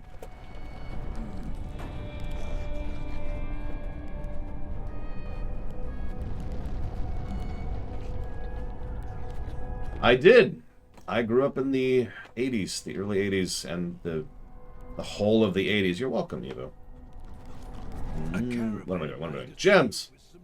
Gems, right. So, okay, let's talk about gems. Oh yeah, this is new, by the way. You can actually have armor sets now. So that's cool, plus the gameplay.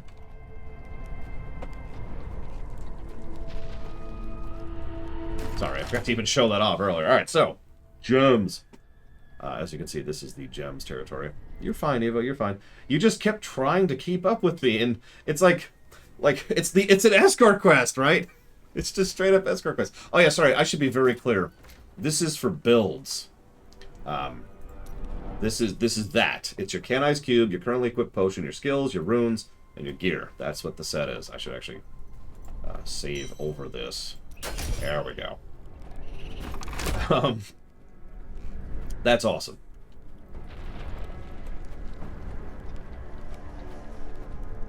So this should actually be under quality of life features or interface. I will call that. What do you think? Is that quality of life or is that interface? Because I love presets. I love presets. I love being able to hit a button. I love being able to set it up just so, and being able to hit a button and just swap to it. It's something we're going to be giving plenty of positives to. Wow. Oh yeah, there's also the cache. As you can see, we have a very full cache of a lot of junk. I need to get rid of like a lot of this stuff. I'm going to do that off camera, don't worry. But like these two panels here just need to be emptied. And these I probably need to dump as well. I mean, yeah, I've got ancient set items, but you know. Oh, Jesus Christ, iCube. Yeah, I feel you on that one. I really do. Anyways, you wouldn't even believe how much my mother was against D&D, which, by the way, I've been playing since, well, since the 80s.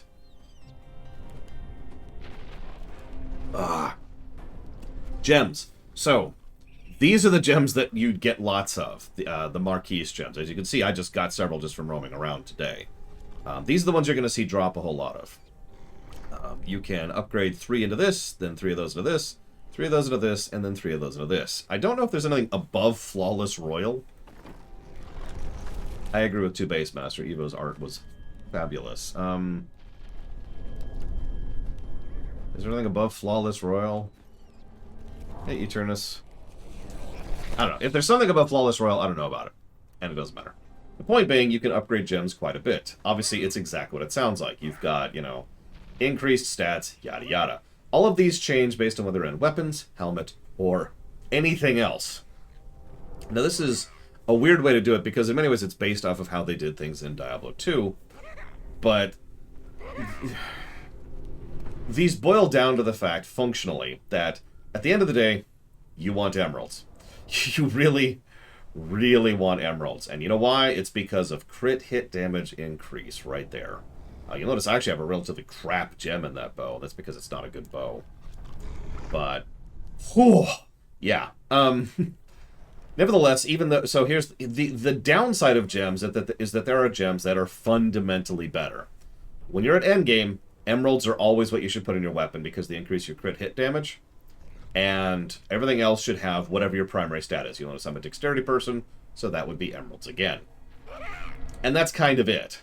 The rest of these are really only more useful for while you're leveling or if you're going for a specific thing with your build. But for those curious, these give thorns, reduce resource cost or stats, life per hit, life percent or stats, damage against elites, cooldown of all skills, stats, resistance to all actually, damage, increase experience, or stats, and finally, critical hit damage, gold from monsters, or stats. Now, the reason crit hit damage is king, it boils down to math. But the idea is, you want to make it so that every single time you crit, which, let me walk this back, you do so much damage from so many sources constantly, that even if you have a relatively low crit hit chance, like say 1% crit chance, you are still going to be doing this, you're going to be hitting more than 100 times frequently. So relative statistics means that you are going to be critting fairly frequently, even if you have a low crit chance. So you want each of those crits to hit as absolutely much as possible, and those percentages are, I forget which it is, it's either multiplicative or the other type. What are your minions doing, Evo? They're very hideous, though, my goodness.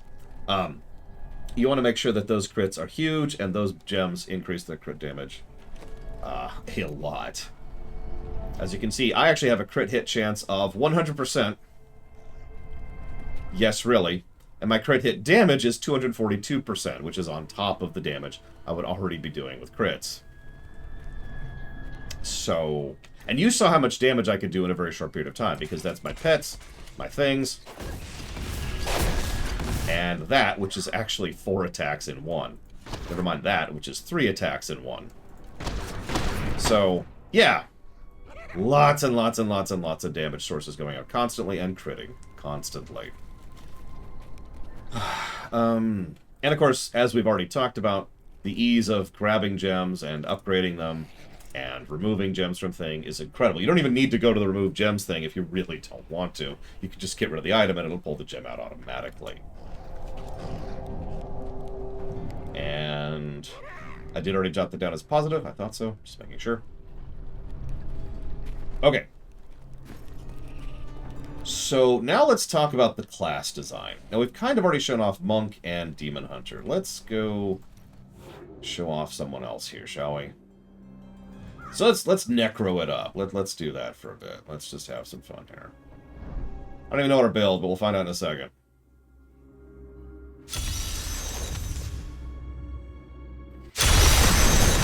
So what is our build? What is our necro? Oh, Jesus, we haven't spent anything here. Okay, let's do this. It's okay. I'm a trained necro. I think. There we go. Okay, so what's my set? What do we got here? No, that's it. This set. My permanent minions reduce cooldown of Army of the Dead. Yeah, okay. My minions no longer take damage. And each permanent active minion increases the damage of Army of the Dead. Now you know why angels and demons fear the Nephilim, Lorath.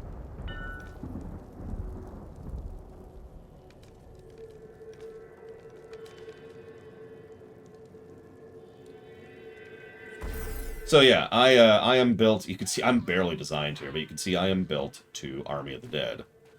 Which should be, there it is, yep. Which just absolutely destroys, obviously. How do I have, oh right, because I was going for that. Looks like I was trying to get the offhand set for that, which is just the skull shield. You know, while I'm here. Where is she? Are you ready? Just for fun, Electries, please. What? I didn't even know I had that thing. What do we get? What? I didn't even know I So had. you can kind of see the ratio of getting good stuff here. Now, all that's junk. But you know. We're going to do this, which we can totally afford doing. Not I would do, but when has that stopped you? I mean, that's neat, but not what I wanted. Well, I'll do this a couple more times. Just a couple. Not your worst idea. Not quite. So far, we're having, honestly, pretty bad luck. I suppose that will work. Like, that's too many of these damn things we're getting here. Oh my god. What just... I mean, Zoltan Cool's like, really? This is what you're doing with this cube? Oh my god! We've gotten 3 bone ring. I'm gonna do this one more time. Just one. I suppose that will work. Well, that's something different, I guess. Yes, I think... Meanwhile, Evo really likes to talk to Cool. So I'll, grab these, in case we don't have them. Yeah, he snarks at you every time you do this. Do it. Come on.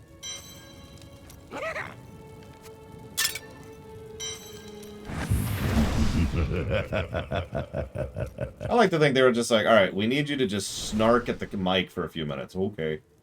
I got you. We'll do a couple more. Couple more. Just real quick. We can afford it. We can afford it. If that's what you want. Oh my god, come on. Yes, I see. Okay, I give up. I give up. I give up. We're just getting terrible, terrible crap there. Just, ugh. Get out of my inventory. Get out of my inventory. So, let's see here. So we've got, what do we got? We've got the Revive ability, which is awesome. Command. We've got Blood Rush, Army of the Dead, which is obvious, and... Alright, we need corpses to do bone armor, don't we? Well, that's cool. Let's... Listen, Savacom, they really don't like us for some reason. I don't know if we can handle Torment 6. It's okay, Evo's got our back. What's funny is Evo has 200,000 more health than I do. Embrace your power, and you will survive. Which is funny to me. There we go. My build here real quick. Yep, okay, so that's that ability. Yeah, I live on revives, permanent necros. I must wait. Living with bone armor, and as you noticed, we've already got it back. 2-minute cooldown. An interesting opponent. But we're set up to reduce that cooldown as fast as possible.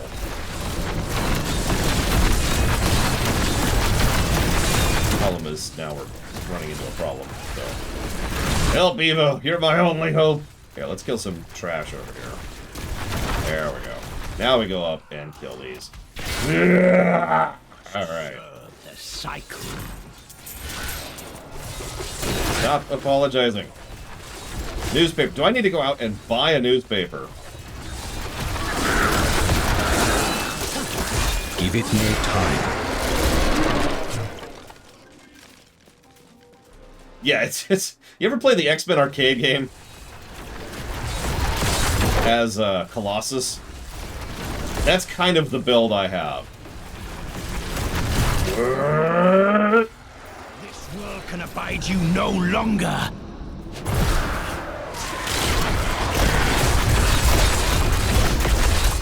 It's funny, I had to actually look up how to buy a newspaper recently, because I needed some for my sister.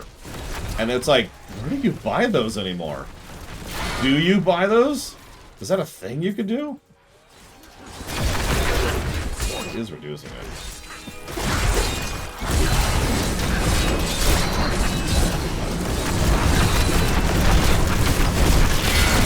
Rain beckons. Yeah, as you can see, the downside of this build is, outside of, you know, Army of the Dead, I barely do anything. Like, I could sit here with tons of health, and tons of regen, and tons of armor, so I could live through this, like I can hang, but I can't do anything to them until my cooldown comes back. This is what I was talking about earlier with the burst build. This is the kind of thing that would benefit from the one pylon, the reduced cooldown pylon. I can't think of the name of it all of a sudden. This world can abide you no longer. It's actually a neat setup here too. I don't think there is such a thing as a max reduced cooldown. I mean, okay, obviously there is, tangibly speaking. It would be whatever the minimum server tick is for the game, which is not something I know off the top of my head. Probably 1 frame, aka 1/60th of a second.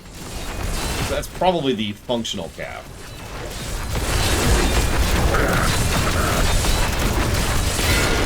This world can abide you no longer. Oh, Evo died. Coming. I got your back, Evo. My minions will keep you alive, no matter the cost. I guess I can do that too. But the skeletons don't seem to do much. Oh wow, that is just... Come on, Evo. We're in Torment 6. You're in fresh yellows.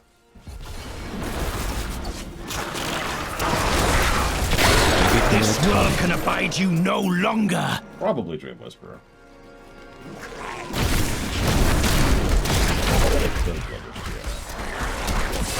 Looks like I just got rid of the health cost of that. I also have 75 stacks of reduced damage taken. Yeah, that's why my health isn't moving.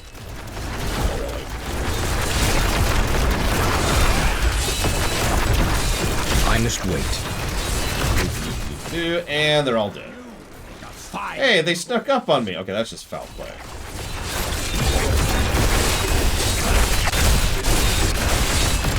Yeah, if you're paying attention, we're doing millions of damage a second. They just have hundreds of millions of health. I have played the chicken build, yes. Even referencing it. Stacks back up. Here, let's use that button. Let's back out. Yeah, the chicken build. It's kind of exactly what it sounds like. It's surprisingly viable. More of a meme build, but it still works, so. Oh yeah, this is what I mentioned earlier, what I don't... The only thing I don't like about Necro is that you can see the corpses in the ground. They're gross. And there's no way to get rid of them, even if you don't use corpses. I actually do use corpses. As the saying goes, suffer me now. Consumes you. Where was that? Where was that? I must wait. Hang on. Mortar. Elite mortars.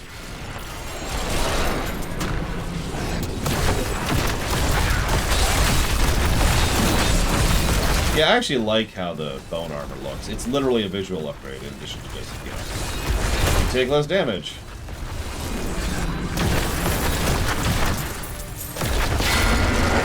Oh wow, that didn't kill the goblin. Do you see that? Get him, my minions. Get him! Get him! Kill the goblin! Kill the goblin! Okay, we got him, we got him. Let's make a path so Eva can loot. Do not fear the end. Because I know Eva would just not be able to withstand not looting that stuff.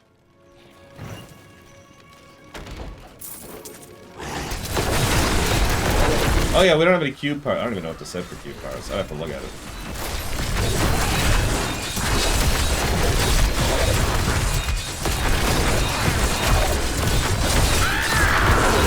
See, that's how much Evo can't resist looting. She had to charge into the melee before the loot was even there. Oh, that's a good point. Let's see if I have that. Hang on. See, in a normal rift, there's no timer, so I can just go back to town and change my stuff if I want to, which I'm gonna do. Down, hit the thing. Let's see here.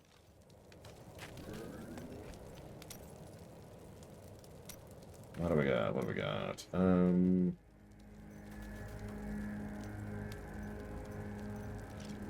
They're alphabetized, so I'm not sure where anything is. Also, not even sure I have the thing I need here.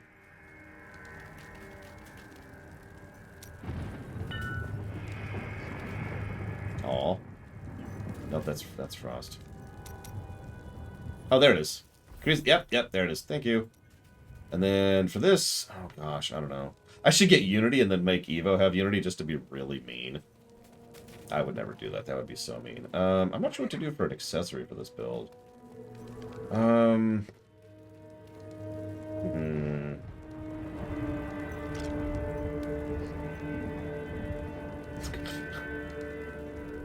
She does have more health than I do. That's literally true. Hmm.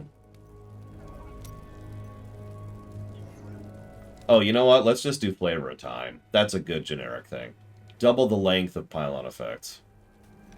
Yeah, we'll go with that. We'll go with that. And what do I have over here? Oh, increased damage against elites. Yeah, yeah, yeah.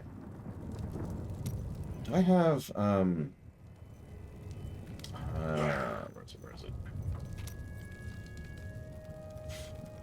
What's that one? Nope, that's not it. Looks like I don't have a lot of sights, actually. I don't want Banelings? Okay, fine, hang on. There's the thing I just got. Damage bonus of command skeleton increase. Oh my god, that, yeah, let's do that. Holy crap, because I actually am using that regularly. Alright, hang on. So, instead of Flavor of Time, which is amazing, we could use the Naggle Ring. Which is, I think, what Evo has equipped, too.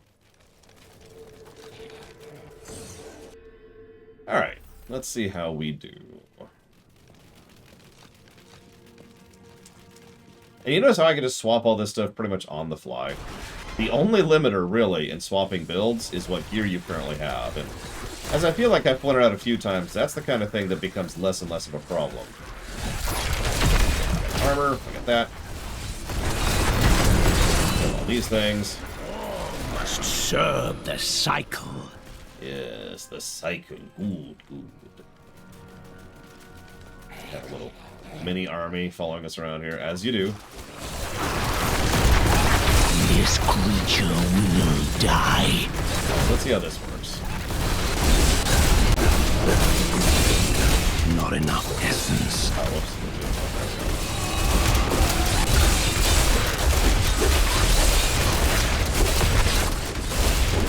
It is doing more damage. I don't even see the stacks building. I mean, I can tell the damage is increasing. We're up to a couple million per swing now. Give it no time. A final corpse. Test received, Tuthor. I repeat, continuity is king. Repeat, continuity is king. Even with that thing, I'm still reliant on Army of the Dead to really keep up in Torment 1 All must serve the cycle. That would be my 6-piece set bonus.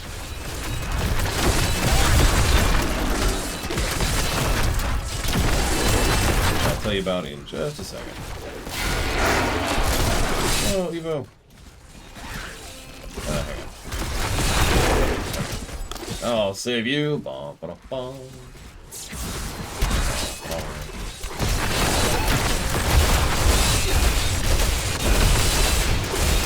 So, my set piece makes it so that each permanent active minion increases the damage of Army of the Dead by 1,750% up to 31,500%, which I'm pretty sure I'm capped at, because I currently have 17 active minions. Permanent minions. I don't know what the math of that is off the top of my head. In fact, actually, someone do me a thing. What is 1750 times 17? Oh no, they're totally like whenever they swing the sword.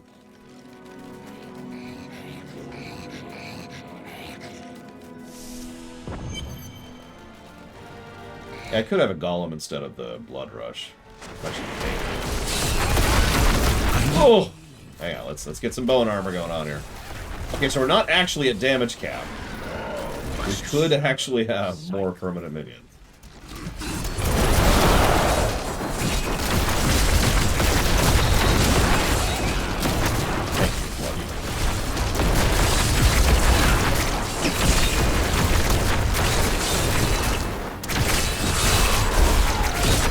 Give it more time.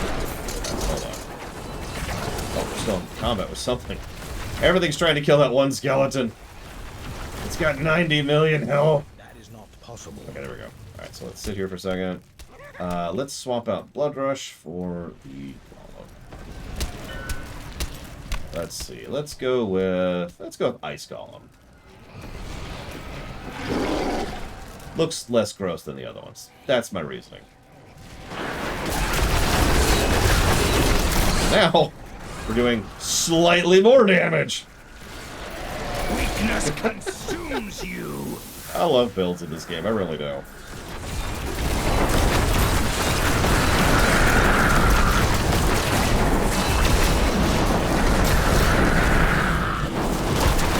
So, a very valid complaint could be mentioned that the game lends itself towards DPS almost universally. There are precious few times when there is such a thing as a tank build. Now, there are tank builds. In fact, I'm currently playing one. I could just hang in here for quite a while, despite the fact that I can't do damage to them unless I hit this button. The grave beckons. My wizard is also playing a tank build, for example. But the overwhelming majority of setups, build, gear, and everything is entirely designed around kill faster. Kill faster than you are being killed. And this is a very common problem in almost every single MMO. I know this isn't an MMO, but my point is, most games that have this kind of thing lend themselves towards that style of gameplay over time. I don't have an answer for that. That sort of is what it is. The cycle. I mean, it's the old thing, right? You can have 2 DPS, a healer, and a tank, or you can have 4 DPS that kills them before you die. And in most MMOs, unless they lean on it in certain ways, I keep saying MMOs, in most games that lean themselves towards this, the 4 DPS are probably going to be better. Having said that, I do think that it's a bit of a shame that the game sort of devolved over time into, you have your primary stat, right? But at the same time, and I actually think that's an improvement over the way it used to be, because I remember this game at launch. Hang on, this is loud. This game at launch was just, do you have attack speed increase? Okay, good. You have attack speed increase. Then you win. That was ridiculous. That would definitely, and without hesitation, be negative territory, because it was true for every class, every build, every spec, every everything. Attack speed was always better. Here, at least, there is some malleability. Sometimes Thorn's damage is useful. Sometimes crit hit is useful. Sometimes attack speed is a thing. Sometimes it's about buffing your minions. Yada, yada, yada. I do think it could be better, but I don't think it's bad, is kind of my overall summary to your thoughts, Dakota. Just wait. Decay and rot. Oh yeah, resist all. I remember that. I discovered resist all independently, and yeah.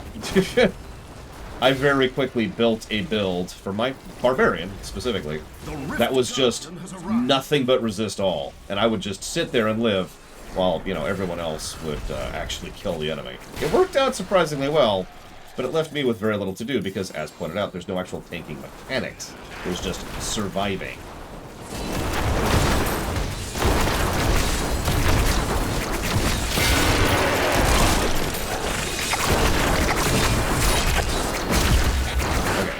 We're gonna get Evo up.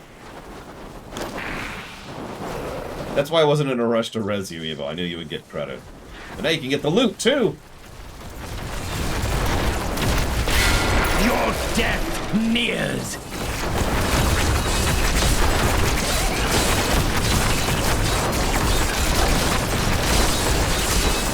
Yeah, let's show off just how much extra damage Army of the Dead does by killing this one trash mob normally.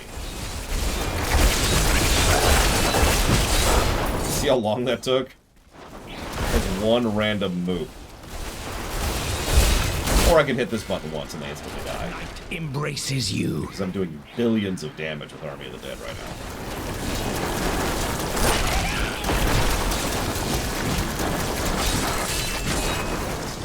Oh no! Oh no! Oh no! Oh no! Oh god! Yeah. Okay, we're okay. We're okay. Yeah, so this doesn't bother me super much. Yes, get the blood shards. Get the blood shards. This doesn't bother me super much, but as Dakota says, some builds are literally built around a single thing. One ability, one skill, one whatever. Don't mistake me. There's more to this build than just killing, but as I've already said, The only way I can kill is one button. I have one button that can do damage. Everything else I do is just about surviving.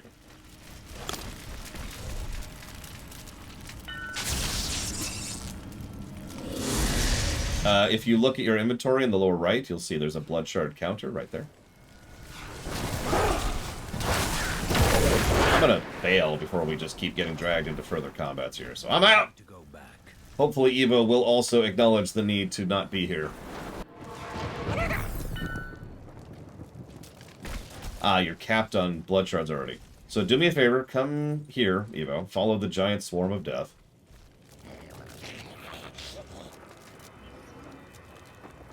And talk to Kadala here. And just buy some stuff. I don't care what, but buy some stuff from her. Buy until you're out of blood shards. Then go back and loot your blood shards. Then come back. So Necro. I said we'd show off Necro a little bit. Hang on, let's... The problem is, I can't show off all of these classes for you, really. It's not practical. It's not possible. There's so many builds. And most of those builds rely on gear. Now, this is one of the biggest negatives I've heard people say about Diablo 3. And people almost always say it to try and say that Diablo 2 is better about this than D3. To which I'm going to go ahead and professionally disagree. The fact that builds in D3 are in many ways centered around gear is not necessarily a bad thing, and it doesn't make the game worse than D2 in any way. So, I've talked about this screen and how absolutely amazeballs it is many times. But this is your build. This is how I function and operate. I've got increased gold stuff. Actually, that's kind of crap. Actually, I have some weird crap on me right now. Probably because I don't have a full thing. Just go back through the portal. You teleported out, right? You know what? Okay.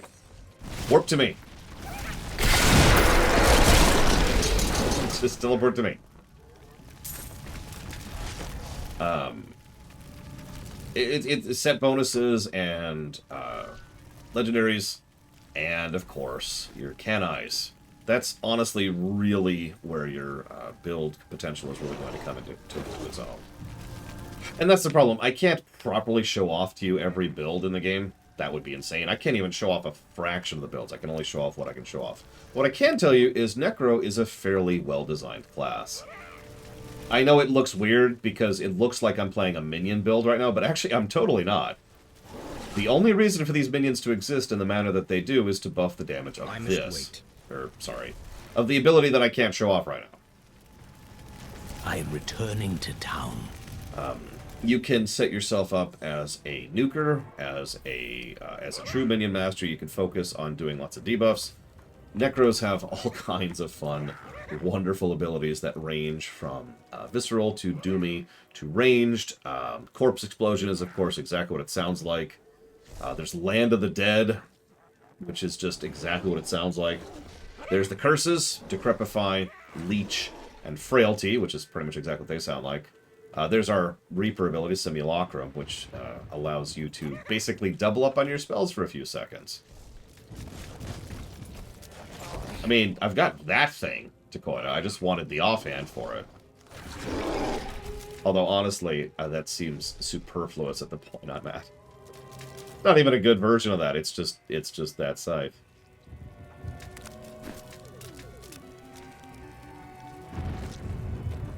Excuse me. Oh my goodness. So, rather than just keep going, we're gonna go on to our next one here. Witch Doctor, we already showed off Witch Doctor a little bit. No, because it's still not possible for Iskoborn.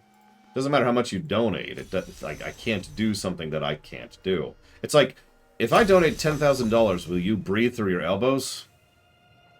No. No, I will not.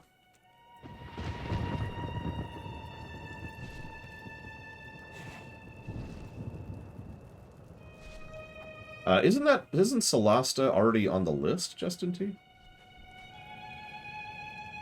Either way, thank you very much, Justin. I always appreciate, and I'll put that towards the Terran Gambit and Andor at the very least. We'll figure out what's going with that. Whoops. It's been interesting for me to see all of these places. Yeah, we've done several on those, have we? Let's build these out really quick. Just do things. Okay, so this. So okay, I recognize this build immediately. This is almost identical to the build we were using. There's a couple of slight differences. We don't have much in the way of good gear here. In fact, you can tell I don't have good gear because I have freaking blackthorns, which is just garbage. In fact, this is such bad gear, we're not even going to try. We're not even going to show it off because we don't really have a lot of cool stuff to show off with that. So we're going to switch to another hero. So I don't have all these completely memorized. I'm pretty sure she has something, question mark. I guess we'll find out in a second.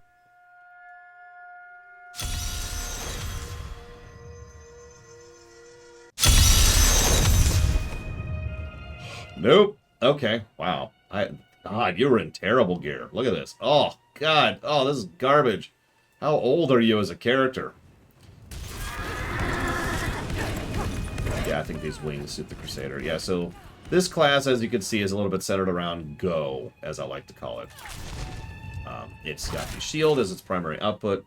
I also have Condemn, which is really useful when you've got stuff surrounding you. And naturally, I've got Akarat's Champion, because of course I do.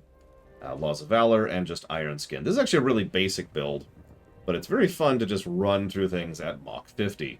That's pretty much the whole purpose of this build. You pop Iron Shield, and you run. And you just run, and you run, and you run, and well, as you can see, you can get some good distance on that. Yeah, this is pretty long ago. One moment, please.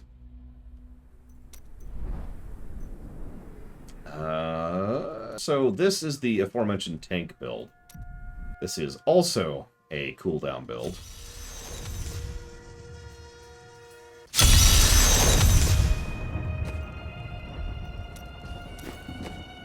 However, this one actually has a set backing it, which is Vires, whatever. So Archon gains the effect of every rune, so Archon is now everything. Yeah, Repairer is with Hadrig over here. Over here. Evo, no, Evo. So Archon gains the effect of every rune, which is exactly what it sounds like. There's actually several bonuses that do exactly that. But in case you don't understand what that means, it means Archon has all of this all at the same time. So that's cool. That's neat. The 4-piece Archon stacks also increase your attack speed, armor, and resistance by 1%. But the real thing is, as usual, the 6-piece. Tyrael, please stop being afraid of me. You gain 1 Archon stack when you hit with an Archon ability, and Archon stacks reduce damage taken by 0.15% and have their damage bonus increased to 100%. Archon, so yeah, let's just show off how this looks really quick. Wrong way. Sure. Ancients. Turn that in real quick. Where's a boss? I don't want to fight Adria. Let's do... These are all really bad things to show off stuff. Whatever, screw it. We'll just start another rift in 9 seconds. Just wait very patiently. The other stuff I've got to boost this one is, of course, every second while in Archon form, you expel a wave of destruction, doing 4,000% damage to everyone in 30 yards. Scaling with attack speed. Remember, this boosts my attack speed. Every time you hit with an attack while not in Archon form, 4,000% weapons damage is added to the wave of destruction, stacking up to 20 times. I also, of course, have a Nemesis Bracers. Why wouldn't I? And, yep, I've got a Squirts. I got a Bane of the Trapped, which is, for obvious reasons, Bane of the Stricken. And the Gogok of Swiftness, which increases my attack speed, stacking. So you can already see the idea of how this stuff kind of coincides with itself. And how synergies is the name of the game. Almost all the builds really work on the entire axis of synergy. Embrace your power, and you will survive. So, you know, I've got a little bit of the Storm Armor going on for Liv. I got a little Magic Weapon going on for Liv. And I've got Teleport for Liv. My entire build is literally Liv, Liv, Liv. And even my Black Hole is the Cold one, which is also a Liv ability. Test my skill. Need more time. So you notice how I'm doing hardly anything to this. That's because we need to do this. And you'll notice how this is very similar in overall playstyle to the Necro, because it's all about being in Archon form. You dare attack me? Well, you can't see, I'm doing tens of billions of damage per hit. You'll notice Archon is also already off of cooldown. I actually forget what I have doing that, but something makes my cooldown substantially less. I don't remember what. It's something I gotta go on. It's on. I am so good, I astound myself. I was trying very hard to frantically type the fact that she'll be AFK.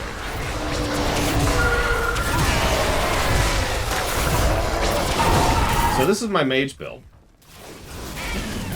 I don't have much to add to that, really. We're up to 144 stacks. That's not too shabby. Still waiting. And we're back. By the way, we're going to close off the guessing game very soon. Yeah, I love Archon form. It just looks cool. Got the whole galaxy moving through you thing going on. You can see it in the middle of that ultra depth.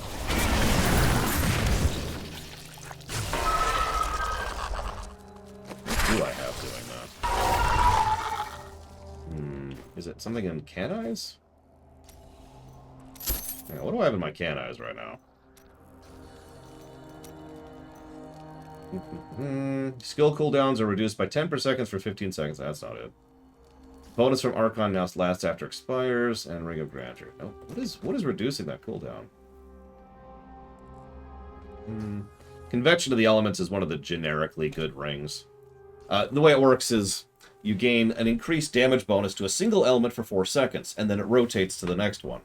So, you know, Arcane, Cold, Fire, Holy Lightning, Physical, and Poison, and it just rotates. So it's kind of useful for every build, a little bit. Let's see. Nope, it's not the belt. Ah, there it is. Reduce the remaining cooldown on one of your skills by 1 second when you hit with a resource spending attack. That's what's doing it. It's a little random, that's why it didn't automatically trigger last time. You dare attack me? But you can see the difference, even though this is fundamentally the same build as the Necro build I just showed off. It still plays differently, and that's kind of the last thing I wanted to show off before we do our final thing for D3. That's the fact that even builds that have similar playstyles aren't really the same. Which is harder to pull off than it sounds, and D3 does very, very well. So what's about to happen is I'm about to drop approximately an ocean's worth of positives onto this game.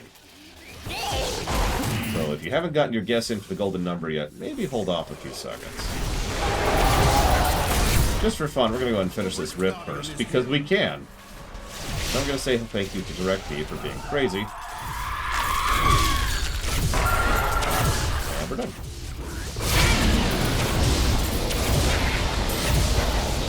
What do you think about how suicidal the people are to come after us? Like, we are a chipper shredder. And they're like, alright, get her! We just need a few trillion more. Your skill has grown. Thank you, DirectD.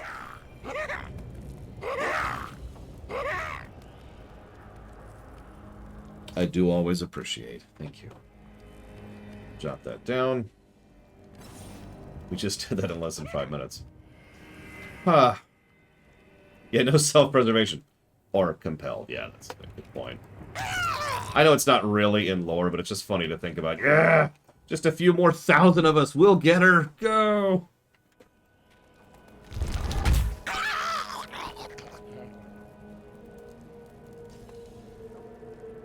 Okay. Now let's empty our inventory. Look, wow, we got a lot of junk on us. Look at all this crap. Look at all this crap. Ugh. I only had one. Whatever. We got the pig sticker. Oh, I actually have a couple. Holy crap. We'll save it down here.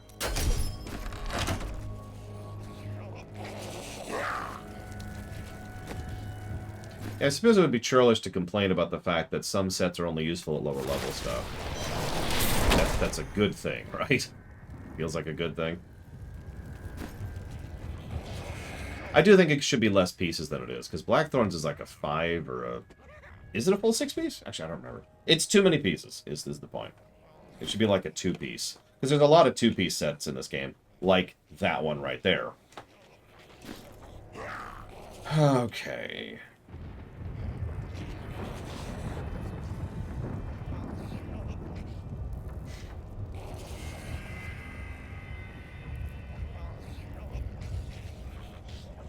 So let's... Oh gosh, how am I even going to do this? Give me a second, Hi, Evo.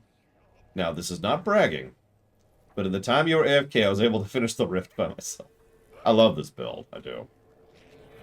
So this is... Alright. If you need to go, Evo, you need to go. It's okay.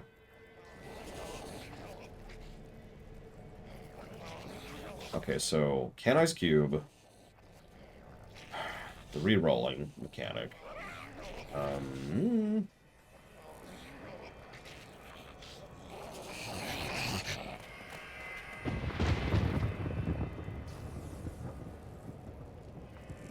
There's the respec thing. Then we've got the legendary gems. We already got that down. So it looks like we've got 2 things. Yeah, no, I believe Seasons is the last and final thing to do. It is that's on purpose. I wanted to tackle Seasons last. Bonus stages? Remind me.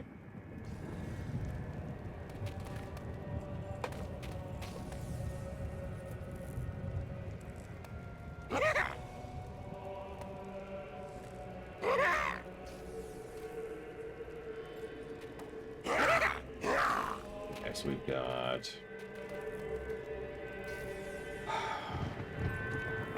Yes, thank you. Yeah, so we definitely need to show off Greed. I'm a little sad we didn't get Greed naturally.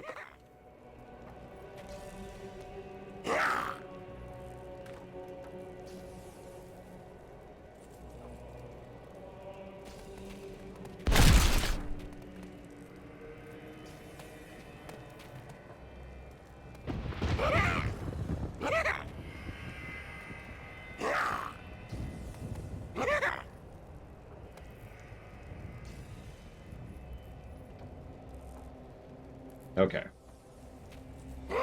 Oh yeah, we need to show off the new stuff too. The new stuff's the easiest stuff to show off because it's right here. Boom. You just go there. This stuff is probably supposed to be a hint for D4. I honestly barely remember this, but I'm gonna wait here for Evo. Unless she doesn't want to come, which is acceptable. No, she secretly hates me with every fiber of her being. I know it. I had a dream. Just about it. What act are we in? We're in Act 5. Yeah, okay. Like I said, just warp to me. Warp to me, my son. And with this power... Oh, there we are. Okay, so quest. I also love how glowy I look with this build. I did not believe the legends. All true. What? But what did he say? Okay, what he said was, I did not believe the legends. All true. This island, it rots you from within. We never should have come here.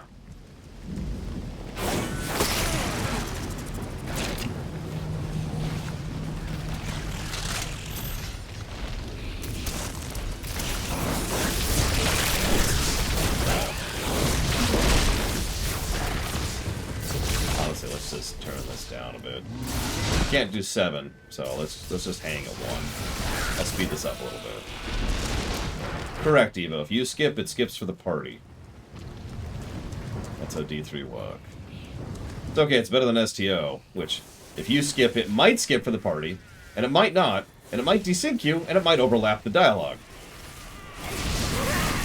STO. Made with tin wire and foil and, God, I don't even know what else.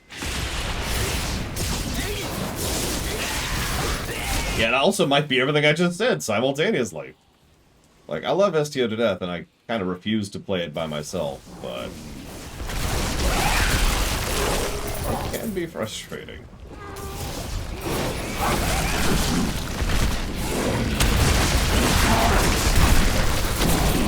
My old build for Wizard was focused almost entirely around the idea of black holing everything to death constantly. I love black hole. Every class got one new ability and subsequent runes with Reaper of Souls. It's always obvious because it's the one that requires 61 to get. Black hole is probably the best of those. How does that feel? Because it's a black hole. I don't feel the need to explain this, really.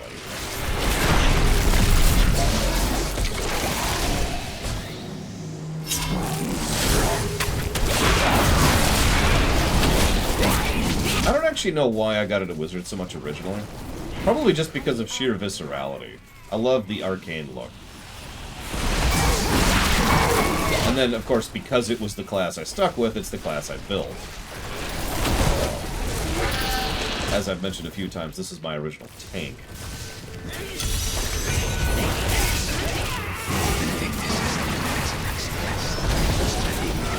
Come on, spawn. Spawn. Spawn faster. Spawn faster. Spawn faster. Spawn faster. Why aren't you spawning faster? Need more time. Damn it! Actually ran out because they were spawning so slowly. That's my own fault. I should have held on to it.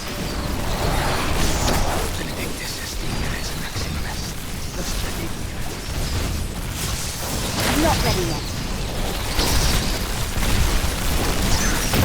Die, die, die, die, die, die. Have some loot.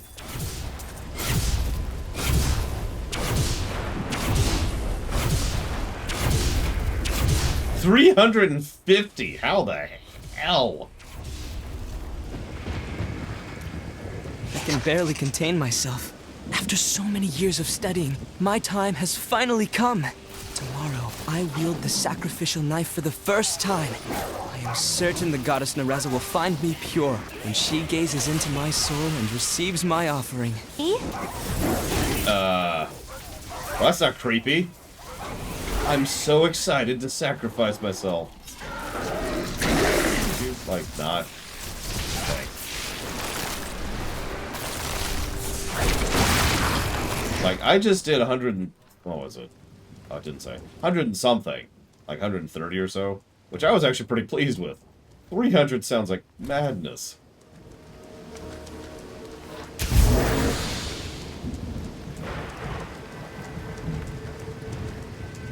Benedictus est res maximum est. Nostra digni gratia tuarum amor. What have you? Wait. We've done this before, haven't we? You must submit, or everyone will die. Why do you fight me? Because black holes are cool.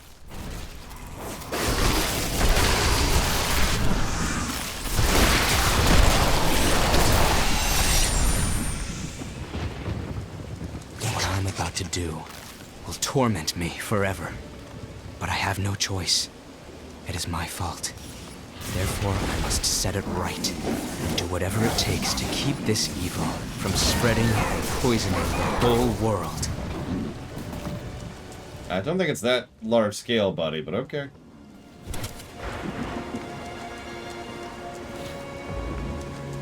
I think that's actually it here. A crazy cultist guy.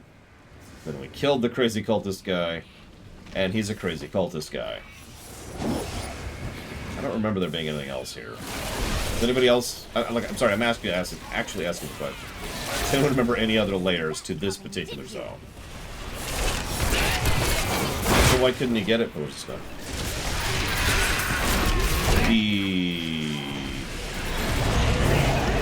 I don't think I even know what those are, Blades of Ball, so I'm gonna go with no. In ignorance, I claim no. Did I mention the black hole actually does absorb the man? Oh, hello.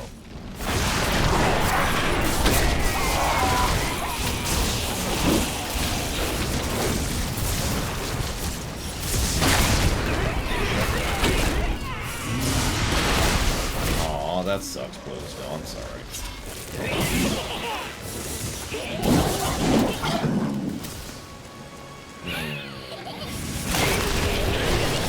Oh god. Remember when reflect damage was like a permanent 100% reflect thing? I'm glad they got rid of that.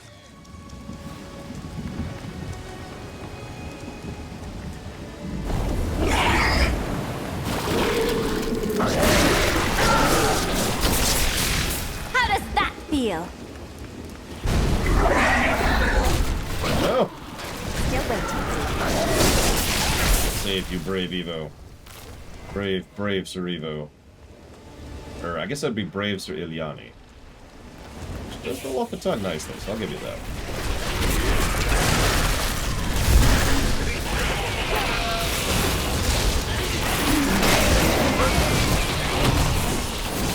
I don't actually remember, but my mind is telling, my memory is telling me that the way that one of the ways they nerfed reflect damage was they put a cap on how much damage could be reflected.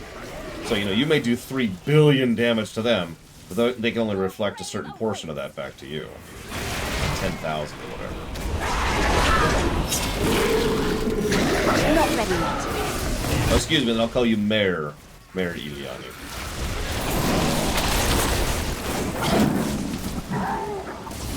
That's what I was thinking, Clayton, but I don't remember that with total certainty. That's what my brain is telling me that they did.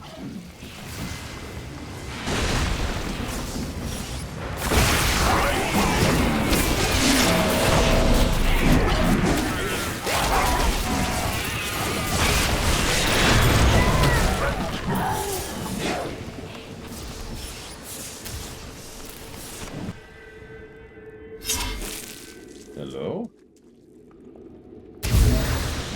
Anybody down here? No. Oh, Jesus. Still waiting. I'm just warming up.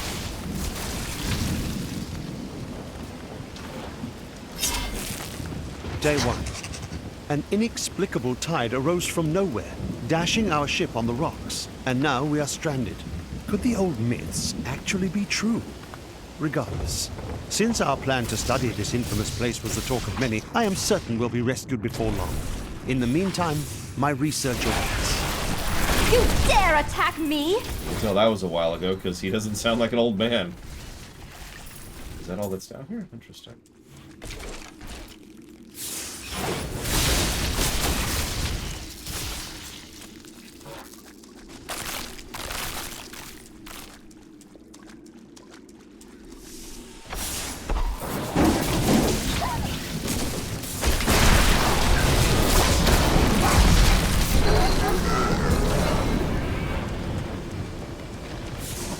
Normally I'd say I was leaving behind all of the loot for Evo to pick up, but it doesn't work that way. I'm just leaving the loot there for nobody to pick up. It will go unloved for the remainder of its short existence. A foe worth killing.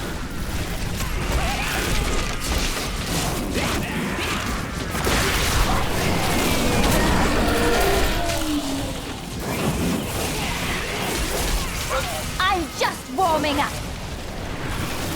Yeah, sorry about the audio barks. I'm kind of killing a lot of things rapid fire.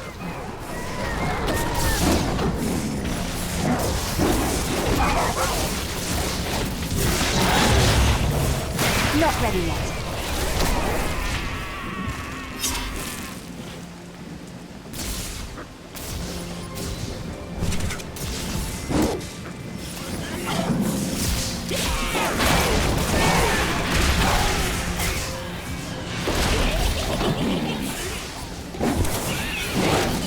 There actually is a use in looting most things. I'm just kind of not caring right now. We're only on Torment 1 after all.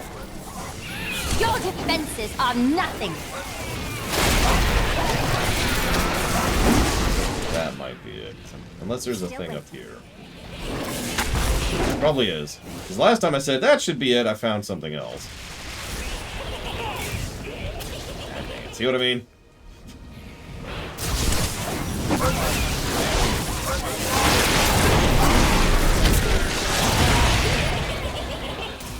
Nice place, really.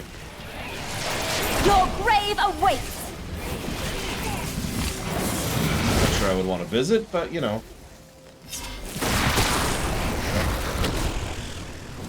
Is that it? That appears to be it. Need more time. Oh yeah, once you really start actually gearing, like really focusing on it, you will churn through your bank. Just absolutely burn through it. The reason I had 2,000 things earlier is because I've looted consistently for, you know, literal years. Oh my god! Stop following Evo! Ah, go away! I'm trying to teleport. You done? Nope. Still waiting.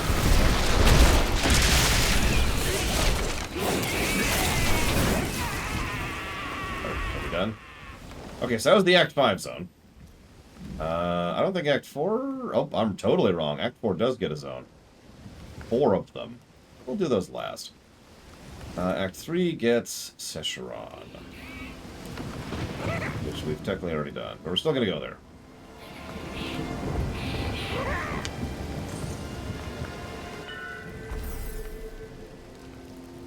You know, that's true, Evo.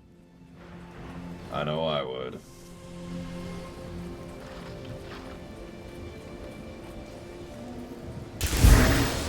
So, even though it's ridiculous, somehow the bloodstains are still there.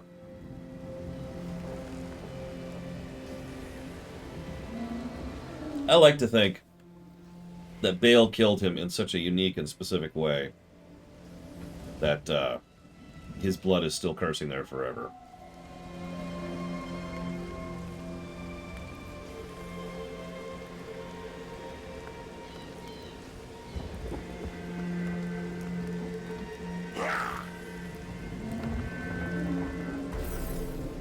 You're welcome, Dream Whisperer. So yeah, if it's not obvious, this is the Gates of Secheron.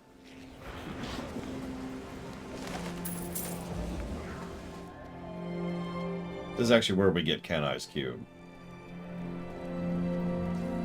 There's some ghosts. There's callbacks. What a Kazra, or Kazra, excuse me. Didn't see that coming, did you? Okay, for just a second, Evo, I thought you said, now I can be looted again. And I'm like, well, okay. Grab. Yeah, some rather frustrating enemies up here. There's actually a specific thing I'm looking for, and I'm not sure I'm going to find it, because I do believe it's random. Yep, Evo is a loot goblin. Confirmed. Still waiting.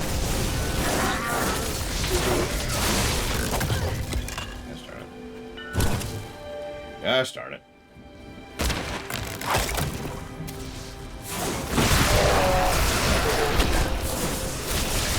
Yeah, I often feel, and I don't mean this as a negative thing, that part of the reason they added these new zones wasn't just for the little fluff. Because there's no real story here. It was for some variety for the rifts and grifts, which were really taking off when these patches went live. Good morning, Char. You dare attack me! I mean, some of the tunes I was proud of earlier are pretty crap. In fact, honestly, the character I'm on right now is kind of embarrassingly bad, and this used to be my main. I think my Demon Hunter, which is a seasonal character, is actually one of my most up-to-date characters at this point.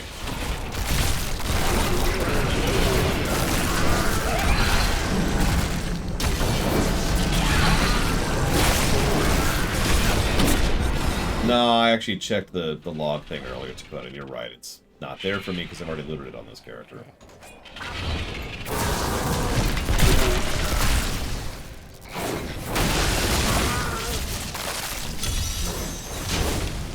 Aha! It's actually the event I wanted. I am unstoppable. Help! Please free me from this miserable cage! Recognize that voice? Greetings! I am Abdal Hazir. You may have heard of me and my disappearance. No? Well, I was captured months ago by the Coven in retaliation for secretly observing one of their rituals. But you, sir, have secured your place in the history books by rescuing me. I can assure you. No, no, no. No thanks are necessary.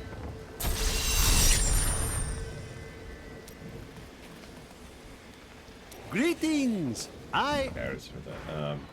I managed to befriend one of my captors, Calvisan, by constantly acting the fool and pleading for my life. Then we were set upon. Calvisan, bless him, freed me before confronting the attackers. I quickly took advantage of his heroic sacrifice and made my escape. As he screamed his last, I swore his death would not be in vain. Sadly, I was soon captured by the Khazar and was unable to avenge him.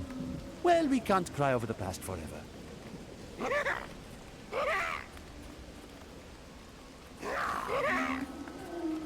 Wait! You can't mean to leave me here? I'm going with you. Okay.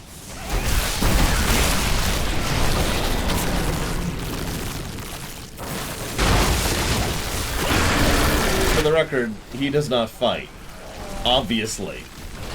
The barbarians believe they must be buried on Not ready yet. to find peace. Now that it is gone, cursed to wander eternally. Though, that may or may not imply stuff. He mentioned how the reason there's so many barbarian ghosts is because the barbarians need to be buried on Mount Ariat. Mount Ariat does not exist anymore. It was nuked. So...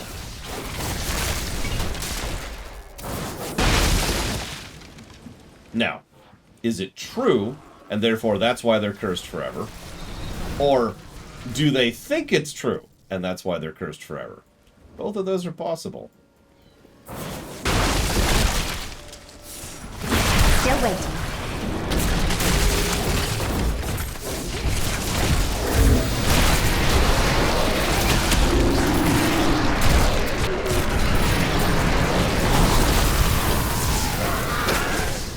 Good question, Tim. Which would you think would be worse? I don't have enough arcane power. Pretty okay. There she is. Not ready yet.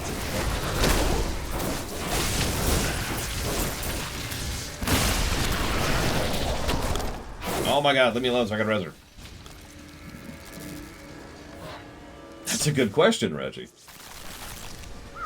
Like, again, there's some details we're not really familiar with here, or aware of.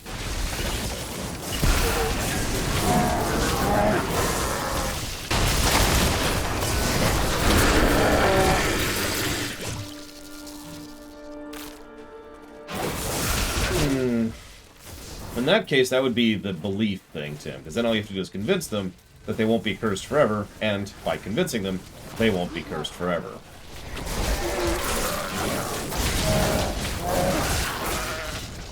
I mean, you know, it does suck losing your home, and that is what it is. I'm not going to try and sugarcoat that. But there's no reason to take that suckitude into the afterlife, you know what I mean? Just warming up. You only get one death, right?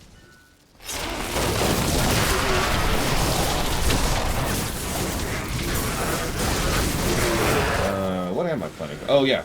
Today I am having Irish garlic sausages with this brand new wasabi sauce I just found, which is extraordinarily potent. Need more time. You dare attack me? Yeah, no, it's going to be turbo spice. I'm looking forward to it. It's going to be, my nose will be super clear for an hour. That's what it's going to be. Whoa.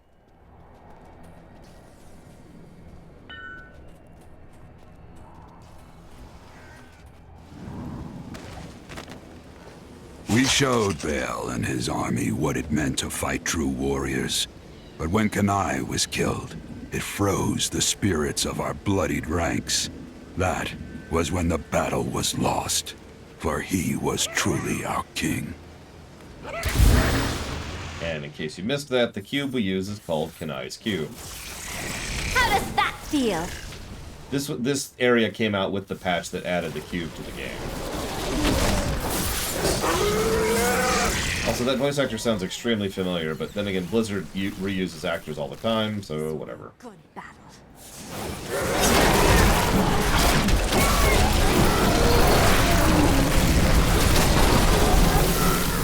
How does that feel? Evo just got the achievement, kill 30 enemies with one attack.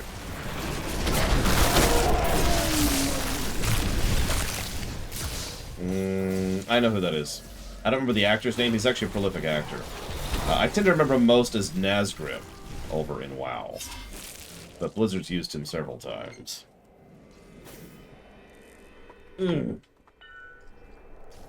By being awesome, Evo. Not ready yet. I mean, let's be honest. There's almost an awesome stat in this game. Dren, the last of our seers, prophesied the darkness would soon pass.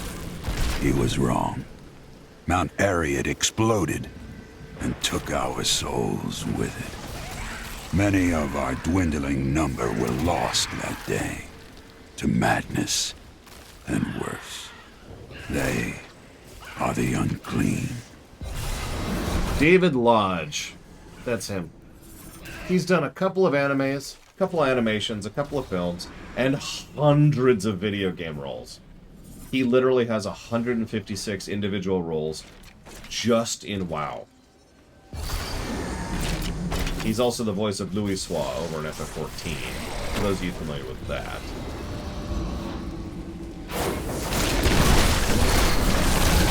How does that feel? I tend to default to Nazgrim because he had a lot of dialogue as Nazgrim, but yeah, you've probably heard him before. He's in Resident Evil, he was in Rogue Galaxy, he was in Command & Conquer Renegade, he was in The Dig. Wow. That's a game from the 90s, if you forgot. FF15, Detective Pikachu, Fire Emblem Three Houses as Geralt. Persona 5 Royal as Igor. In FF15, he was Wedge, Steve, Dordan, Bahamut, and additional voices, my personal favorite role.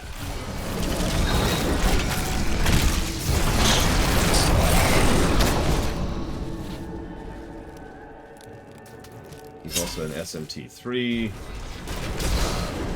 Back for Blood, apparently. ESO.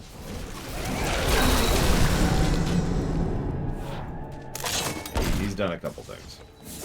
Not ready yet. It is literally a black hole.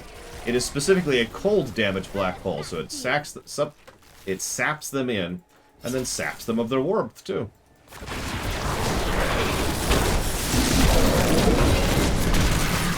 This is a good time as any to talk about Viscerality. So,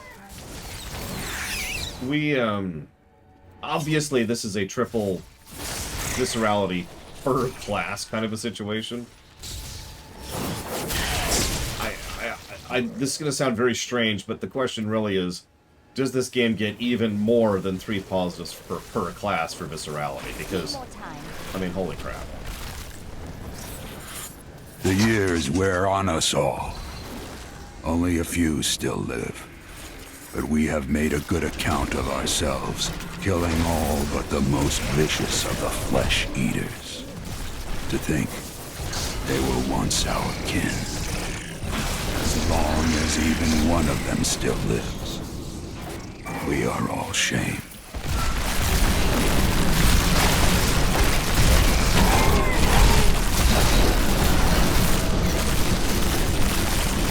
Yeah, I was actually looking for that enemy to go at it, and I'm weirded out we haven't spawned them, but RNG and all that. Not ready yet.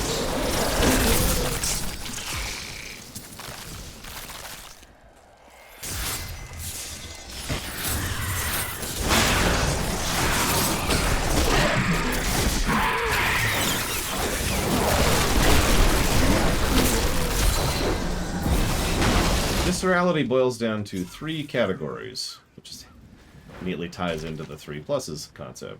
First is audio.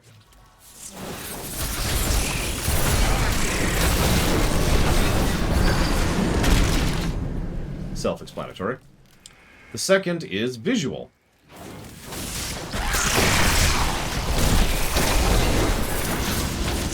Also admittedly self-explanatory. The third thing is the thing most games get wrong. It needs to feel good. It needs to feel good to shoot, or explode, or cast, or whatever it is the game supports. It needs to actually have some kind of defined impact. If I shoot you in the head with an awesome-sounding, awesome-looking sniper rifle, and you just kind of recoil and then come back at me, that's not very interesting. Excellent. You and I will do great things with this, my friend.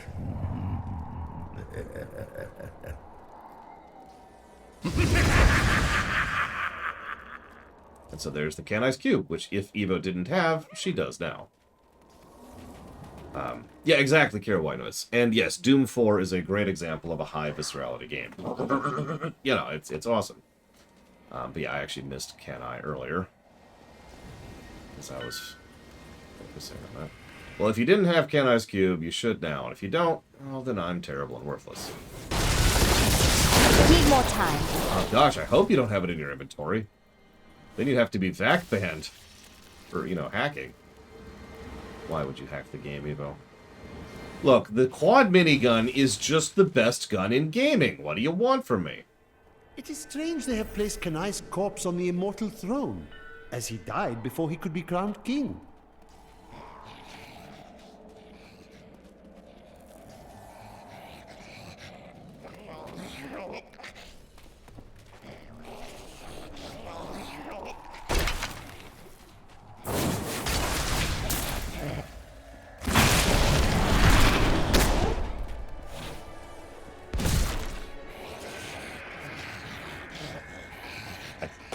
I think that's it here. But yeah, I do like the way that they... that's actually asset reuse. It's just an intelligent method of asset reuse. Anyways, that's kind of it for here. I am returning to town. I want to show off something. Safety at last. You have not only my eternal thanks, but also the thanks of the world at large for rescuing me. So, this is a similar build, but slightly different. This is my fire build.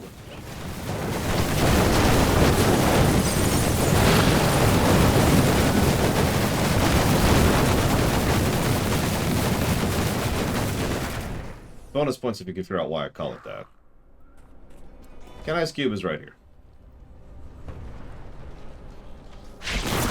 Also, I have a flaming black hole now.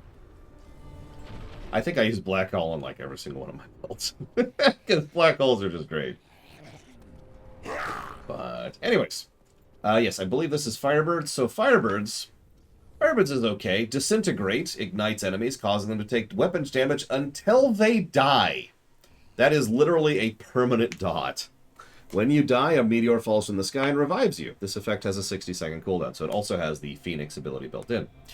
Casting Disintegrate adds combustion stacks that reduce the cooldown of teleport. Stacks by 2% per stack, stacks up to 50 times. So yes, it is possible to have teleport have no cooldown.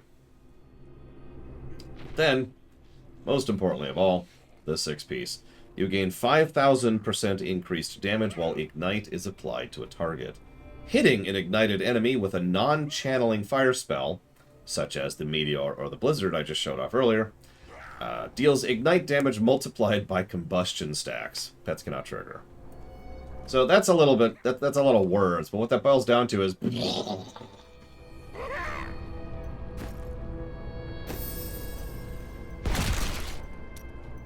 Then Act 2 has... Oh, where is it? There it is. Yeah, this was nerfed. I remember when this was, like, the king. I know that look. You're a fellow adventurer. Shall we head out? Sure.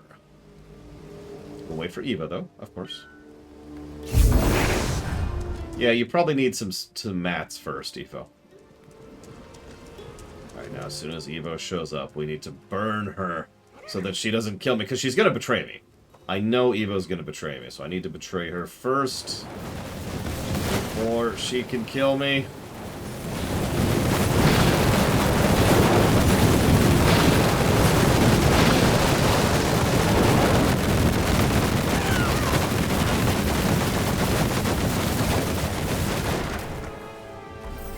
Damn it, now there she is. Quick! Quick! And she decided to betray me. I don't think we're alone here. We're fine, we're fine. Oh, God.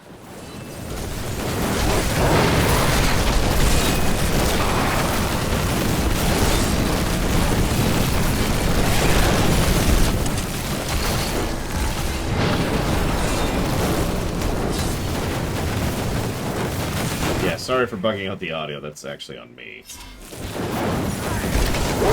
I layered a lot of blizzards on top of this stuff. A lot. Oh, I don't have a... Nah, whatever.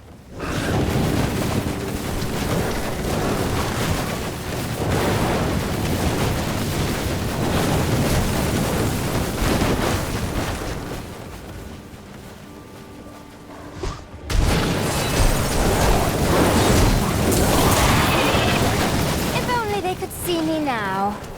Hey, Lilimlas.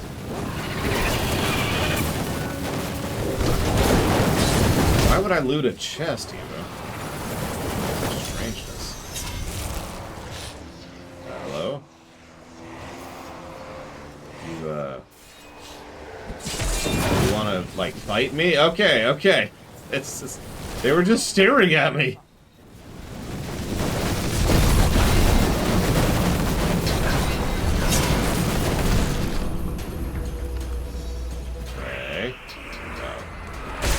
Oh, God. Oh, I hate it when they get back up after dying.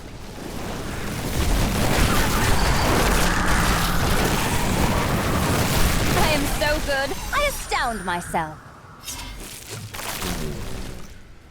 Is there such a thing as a build that's non-viable? Logically speaking, the answer to that has to be yes.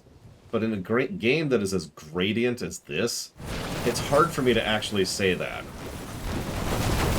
Because what it actually is every build is viable within a certain range of difficulty. Now, I know that's not saying much, but it's true. Like, at a certain point, every build starts to fall off, and fall off, and fall off, and fall off. And when you get to the absolute extremes of doing, like, what is it, 200 level grifts, there's really only one build per class. But that's okay. I'm actually completely okay with that, because at a certain time, I mean, it's essentially impossible to make every build viable for the absolute extreme ends of difficulty. We've talked about this before.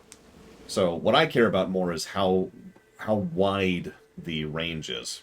150 then, 150. I can remember the cap. How wide the range is of feasibility. Everything has changed. First, Belial was thwarted in Chaldeum. Then, Azmodan in Ariat Crater. Their deaths shook the seven hells, but they were merely the harbinger for the return of Diablo as the prime evil. Though his power was unmatched, he was defeated, and the Angel of Death followed. Who could have done this?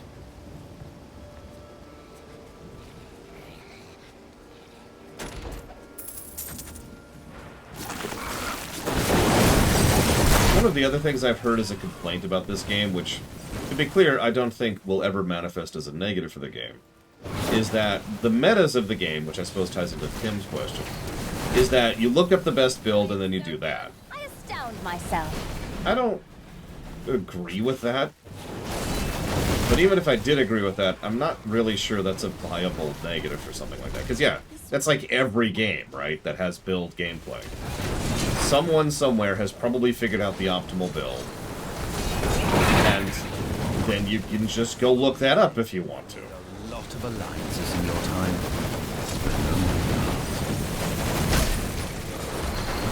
Yeah, exactly. The building is a huge portion of the fun. It's why build gameplay is almost always a positive. It's because the building is the gameplay. Messing around with it and saying, maybe this works, or maybe I should try this ability, or I just got this new item, maybe that can change it around. Oh, this is cool, maybe I should swap for this other rune. That's the gameplay. If I wanted to look up the best build and then just do it, I'd play Diablo Immortal.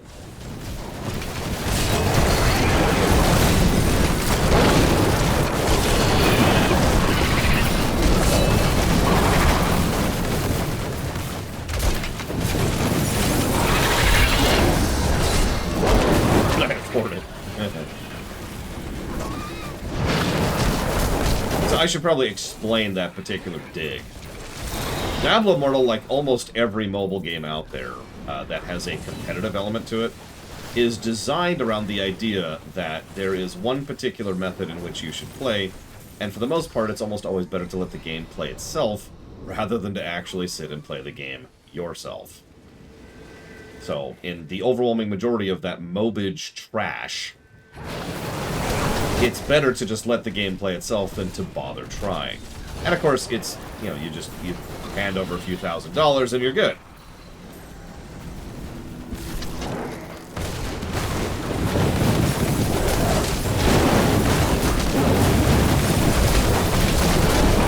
You know what, that's... If I wanted to not play the game, I'd play Cookie Clicker with an auto clicker.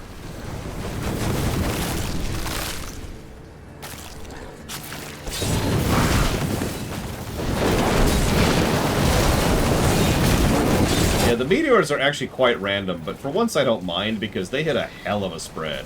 And I'm set up to have a lot of arcane regen, so I can spam the hell out of them. Need more arcane power. Also, hold them all into one spot because I have a frickin' black hole. Alright, you can do this, Evo. I believe in you. I believe in you. You got this. They're really low. You got this. One more. One more. And she thinks she can't participate. That's a Torment Elite mob. Pushaw.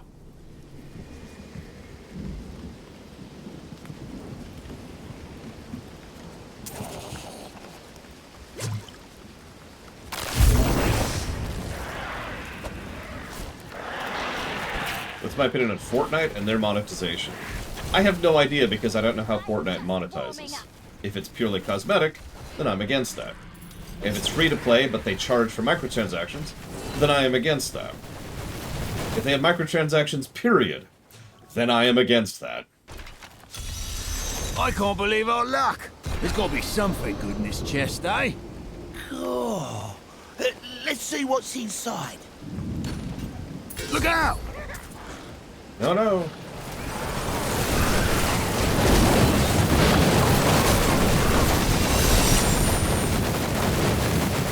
Those not the kind of treasure we were looking for. You're doing fine, Evo, really. You started playing the game and the class today, about 3 hours ago. You're doing fine. Stop being so hard on yourself. Newspaper emote. The older I get, the less tolerant I get of microtransactions in general, and the more it tends to be a negative for me. I don't just mean in terms of, like, the review. I mean, there's a game coming out sometime, I believe this year, called Stormgate, which is made by the makers of StarCraft 2. It is an RTS, and it's an RTS made by the makers of StarCraft 2 that has campaign co-op. I should be very excited for it. I am not. And the reason I am not is because it is free to play.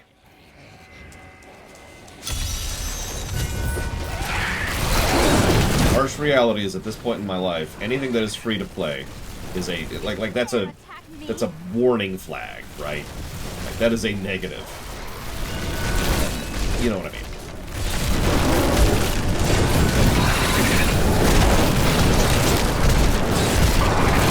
Oh my gosh, I cannot kill these quickly enough. Look at this. I mean, I'm literally a dot build, so that makes sense. I astound myself.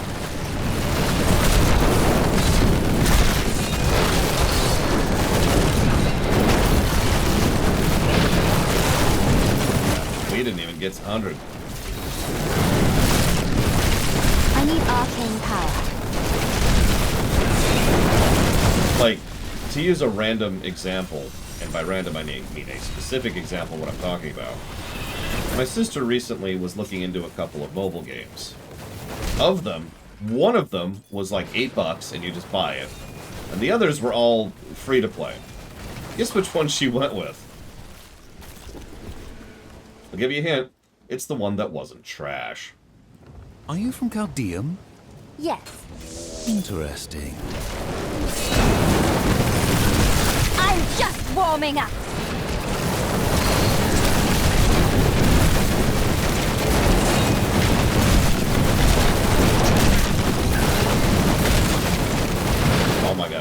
coming out of the ground, literally.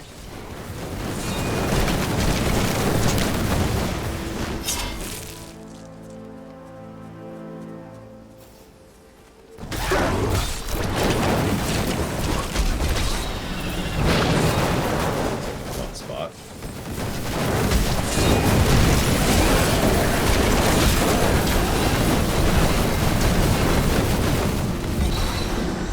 Yes, the rain of fire will continue until the raising of the dead ceases. Alright. Looks like we're almost swept here.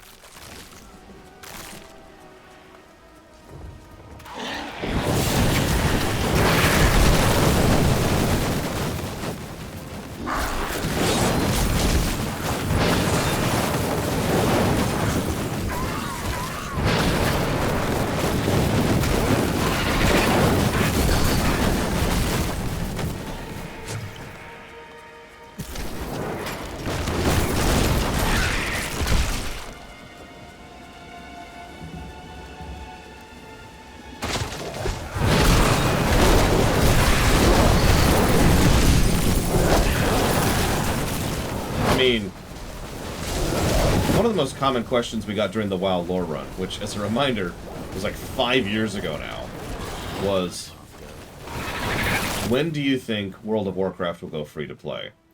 And the answer I gave hasn't actually changed in 5 years. WoW will go free to play the moment WoW stops being financially viable. Because a very strong recurring trend, with, let's say, 2 exceptions ever, is when an MMO goes free to play, that's when that MMO dies. It is never a good sign.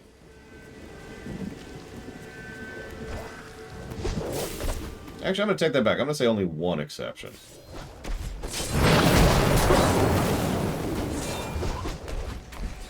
Do you hear that? You will be next. Can you stop torturing people to death, please? None may see us and live. Seriously. Stop torturing people to death.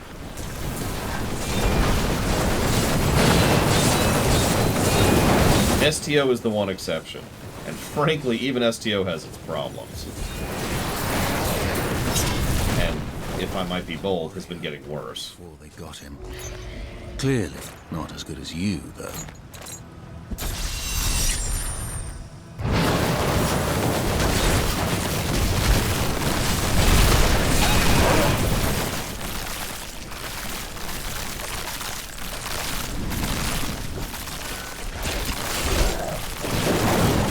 Well, I don't know if STO has been getting worse under the new leadership, or if STO's been getting worse because STO's getting worse.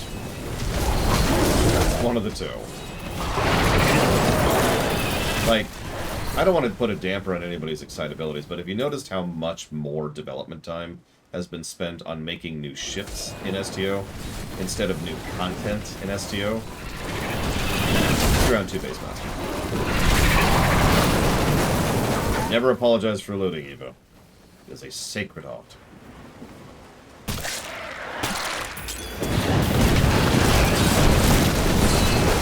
How does that feel?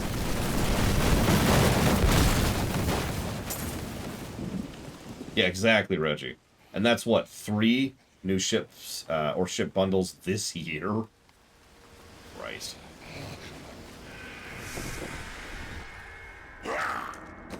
Oh wow, my inventory's full. I'll be right back. Returning to town. Hi, Radisvik. Yeah, no, you're right. Ships are purchasable content. But, I mean, it's literally squeezing out the potential there. Because... Oh wow, it's all dark and rainy. That's kind of cool looking, actually. Because if you just keep making more and more ships, that only works in an environment in which you can show off those ships to other players. Usually in a PvP format. There is really no PvP in STO, so that doesn't really apply. There's my 25 Gogok of Swiftness, my 25 Bane of the Stricken, and my 28 Bane of the Trapped. Yeah, you can tell I did my most grifts on this character. Why do I not have this equipped? It's just weird. I have a set dungeon tome, which I think I keep down here. There we go.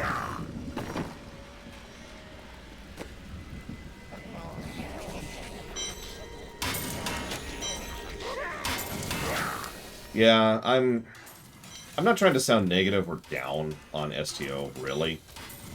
It's just the game's getting worse. It's shifting its focus, and it's just slowly... It's doing the exact same thing I was talking about yesterday with regards to money, and with regards to games as well, and franchises in general. What's happening is they're squeezing the stone to get as much blood out of it as they can before it dies. Which, as we've already talked about, is a legitimately stupid strategy, even if all you care about is the money. So you actually go here. You go here. I need to reorganize this at some point. Don't worry, I won't bore you by doing that on camera.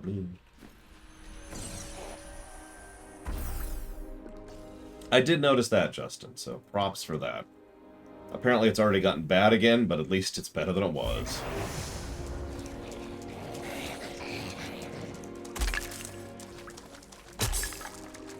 Yeah, that's the other thing. So, for those of you not aware, Paramount is not actually doing well right now financially. I mean, they're doing well. They're just not doing as well as they want to be doing. And that means they're probably trying to squeeze more license money out of everything that's currently, you know, has the Star Trek label on it. I would not be surprised if that includes STO. Now, I don't know that for certainty. It just wouldn't surprise me. Well, that's gross. There's all these blood worshippers. It's like Lilith is, like, going to walk out of someone made by, you know, blood or something. It's weird.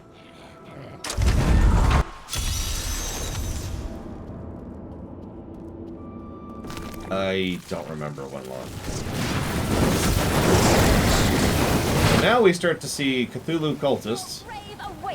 Forgive me for killing them quickly, but trust me, they're Cthulhu cultists.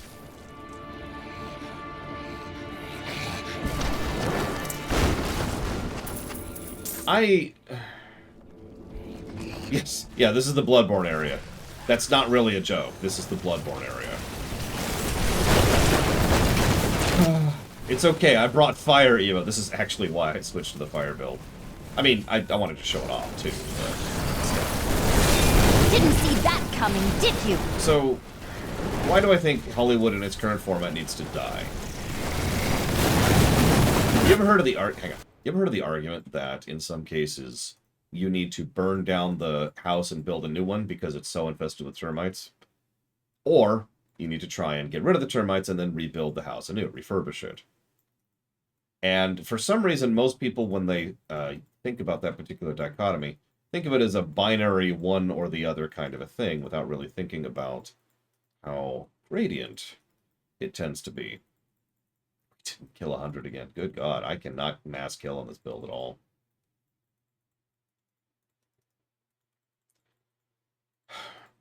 What I'm trying to say, in very, very basic and boring ways, is that sometimes you need to burn down the house, and sometimes you need to try and fix the house, and there is a gradient curve in between that, depending on the severity of the problem. Also, I hope you like blood. There's a lot of blood here. There's just blood, blood, blood, blood. Anyways, what I'm trying to say is that Hollywood, in my opinion, is well past that marker. They have probably, honestly, should have burned to the ground.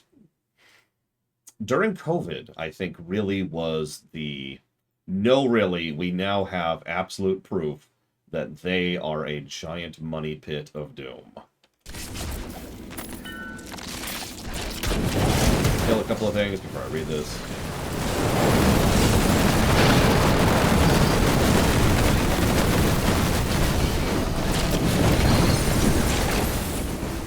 The rumors have traveled far, even to my lands.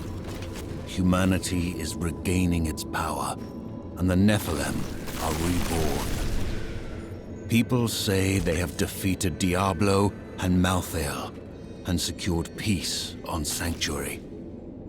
My brothers and sisters did not believe it. No mortal could do so much, but I would know more. And yeah, in case you're missing that, they are chaining up some people to serve as hosts for the bugs, and the other people they're shoving into the Iron Maidens to be transformed into monsters.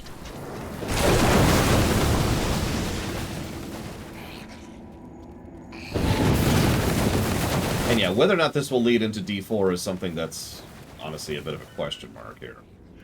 But not dark. As Eva points out, this is not dark. Your defenses are nothing. Ignore the giant pile of bones that's piled up so hard, it's literally, like, pouring in from the outside. Hang on, let me see if I can find it.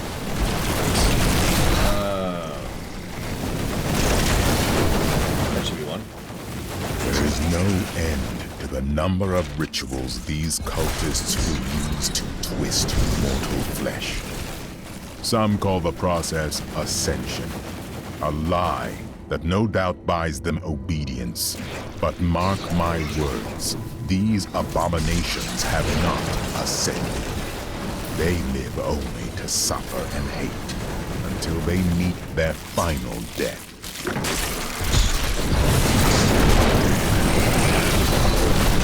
God. Vicious hounds roam the northern moors of Kyrgyzstan, feeding on carrion and unwary travelers. They roam in packs and will take on anything that crosses their path. It is said that their hunger is so great that they do not even leave the bones of their prey behind. I have heard troubling news. Another cult has emerged from the shadows. Its members gather to the north. They conduct their rituals under the veil of the shrouded moors, where few will think to look for them. One can only guess what dark rituals they will pursue in forgotten corners of the world. Yeah, there's a lot of cults. Which is funny when you think about it.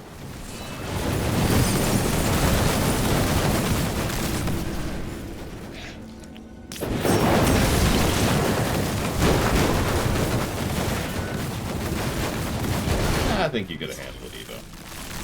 Might have taken a minute, but...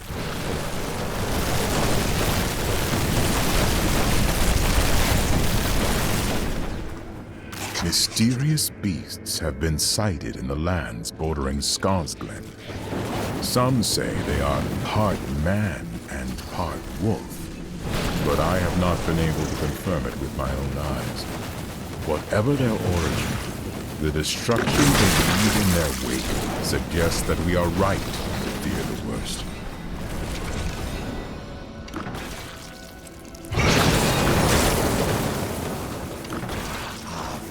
Blood. Blood.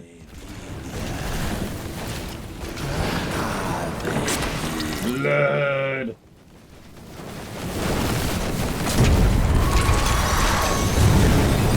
Lots of cultists and also blood.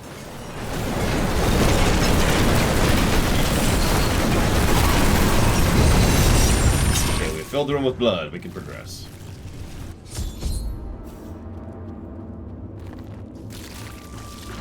I mean, it's not hard to explain why there's so many cultists.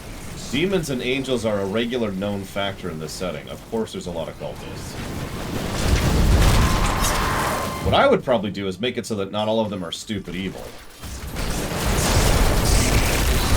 How does that feel? There's a lot of room for different types of cults here. Instead of, you know, shoving people into Iron Maidens to convert them into monsters.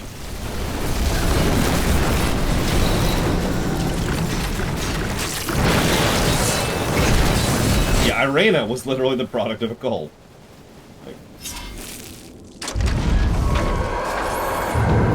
Boss time. There you are. Don't tell me that you never suspected I was more than what I seemed. It was the only way that I could get close to you. And now, we're about to get much closer. Actually, you're probably about to die in 2 seconds.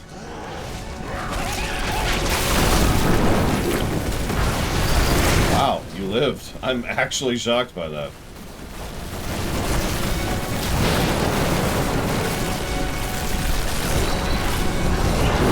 Oh yeah, sorry, Lorshock. He was evil all along.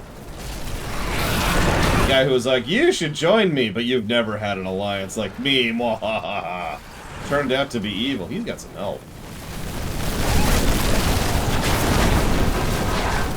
The blood of your brethren has given me strength. Soon, yours will as well. See that dot just ticking away? That's the Firebird set right there, if you're wondering. I am so good, I astound myself.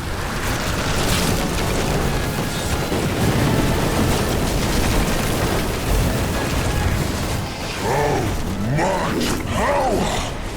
You could rule the burning hells instead of playing servant to a fallen angel. I will... How does that feel?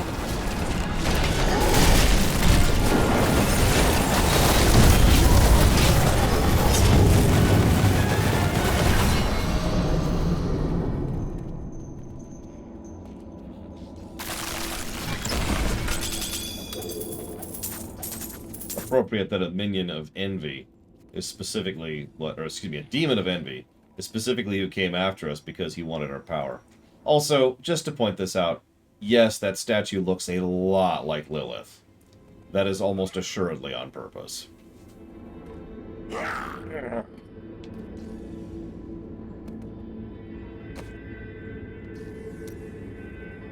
see if I can find Bestiary?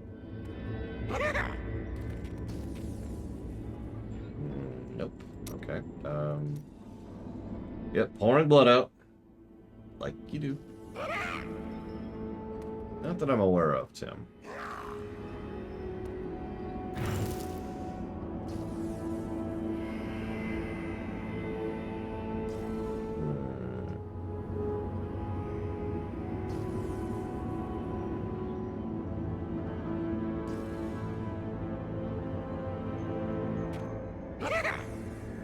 That's true. Zakarum was actually a mundane cult originally. Their only tenet was...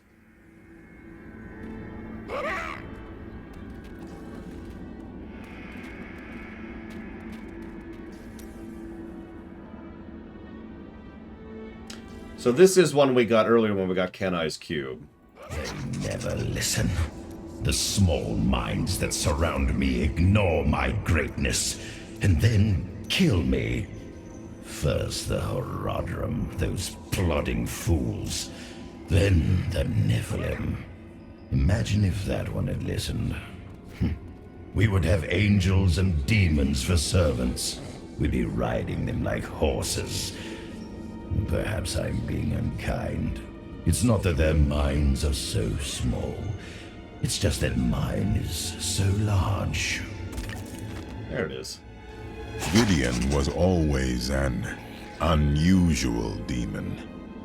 I only beheld him once, as he would seldom obey the will of his master, Asmodan. But on that occasion, he was only too ready to bring disorder to the angelic host.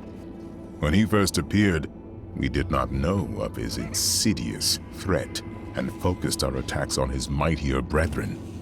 It did not take long before the angels themselves were beginning to turn on each other and question their leaders. By the time we realized what had happened, the battle was lost, and it was too late. Yes, we're supposed to be on Torment 1. Would you like to be on higher diff, Evo? You got it! Torment 16. Which would kill me in seconds.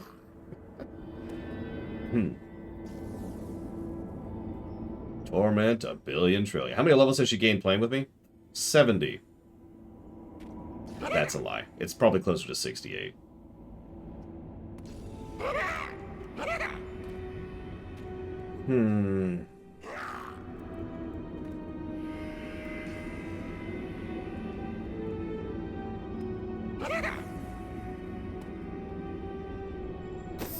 Okay. Did they add something to Act 1?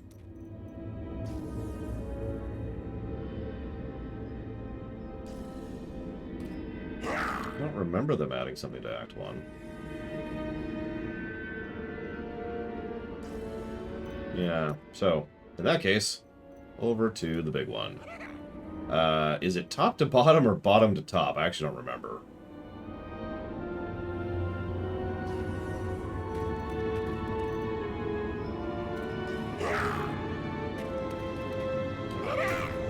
Either way, we're going to go here first.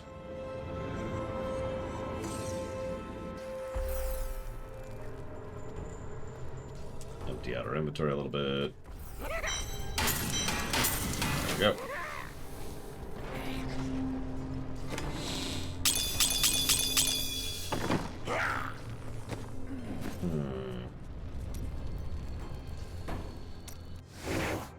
There's one last class we haven't shown off at 70. We'll do that for a final little stretch here before. This is actually taking longer than I thought it would. Before we shoosh forwards.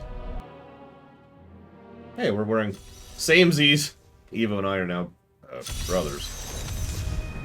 Okay, so what is your build? Ah, no, I know exactly what your build is. I haven't played you in a while either. You can always tell how recently I've played them based on how their Paragon points are. But it looks like, yep, so we have the Immortal King set. So Call of the Ancients last until they die. That would be these guys.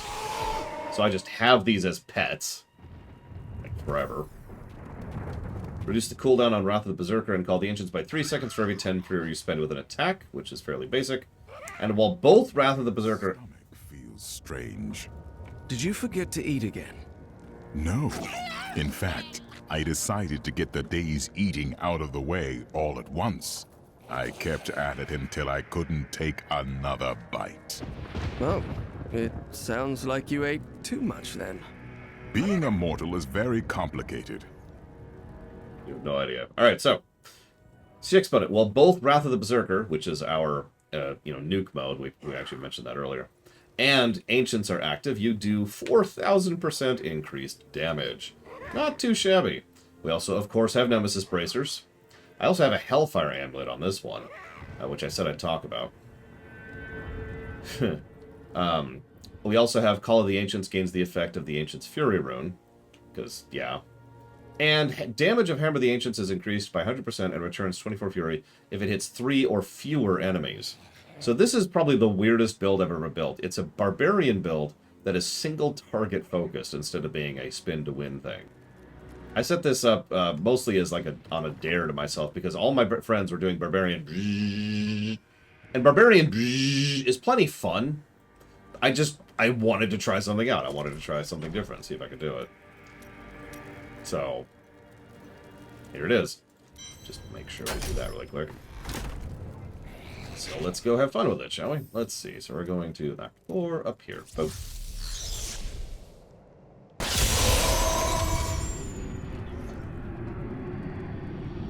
Oh, we're in heaven. And it's not even corrupted. Oh, that's cool. Oh, we're in hell. That's confusing. But it's okay. It's okay. Everything's fine. I didn't want to be in hell, but we're cool. But yeah, you can tell how much less damage I'm doing than the others. I'm only hitting for a few dozen million damage per hit. As opposed to my wizard, which can hit for the billions range. Or my demon hunter, which can do even more.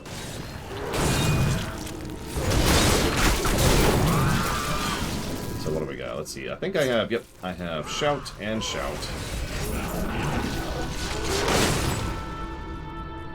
I am not going to bother to dignify that one with a response either. Because the counter response I thought immediately sounds really terrible. Yeah, you'll notice that I don't really need to worry about my rage in this particular setup. I don't remember exactly how I have that going, but my rage is just sitting there full. And that's on purpose. I also only have one spender, which is the hammer.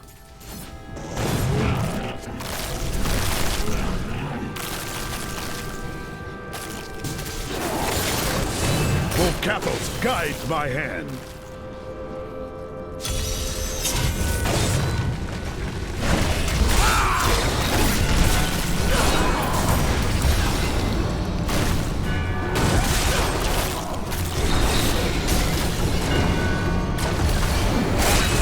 I think I did pancakes. Faster.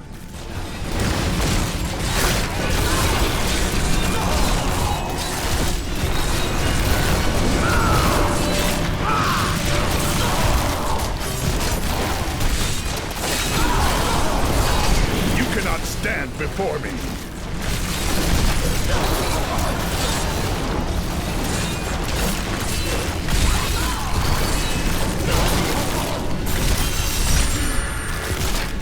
$111. My favorite number.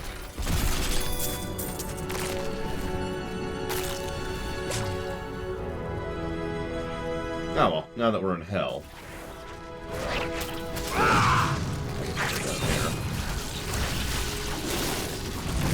Yeah, so the way this build works is I don't have to worry about rage. I have this for closing. I have essentially, I do more damage to single target, and I do tremendous damage, like hundreds of millions of damage per hit, anytime I have popped both supers. Also, every time I do this, I lower the cooldown of my super. It's a fairly basic build, but it's pretty enjoyable. I'm pretty pleased with it. It's one of those weird things, right? Like, you always feel a little embarrassed when you admit, oh yeah, I've spent all this time and effort and work making this build, and someone's like, oh, is that it? Yeah. I will not be denied. Let's make a more complicated build.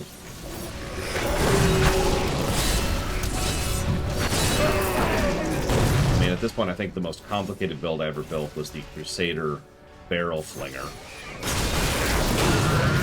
You know the one. Hi, Kemek. Now, Kemek thinks that Star Wars should not have the Force, and I agree completely. So, what we need to decide is what do we replace it with? My first thought was the Schwartz. I don't want to get sued.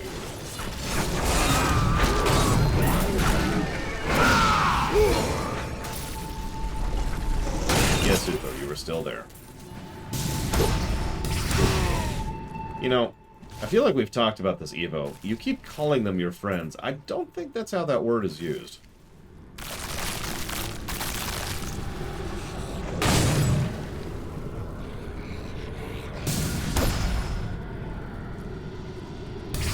The Ekroth! I like it. Let's do it. Use the Ekroth, Luke. Except his name's not Luke, his name's Ekul. Use the Ekroth, Ekul. Let go your aggressive feelings, old man. Each passing moment you make yourself more my master. Back to hell, dog. The effect! I like it. Well, now we're in the Halls of Agony. You're starting to see the idea here. This is how you show... This is a really cool way to show dimensional drifting, by the way. There's the obvious, you know, lighting filter stuff, but the fact that the two realms just kind of drift so naturally into each other is kind of cool. And, of course, you can see the effect differentiating the two barriers there. Oh, excuse me. Yeah, it's a damn shame. We actually mentioned this during the campaign. It's a damn shame because it's a cool way to demonstrate this, and it's a shame they invented it after the campaign was long since concluded. We'll see it in D4. Who knows?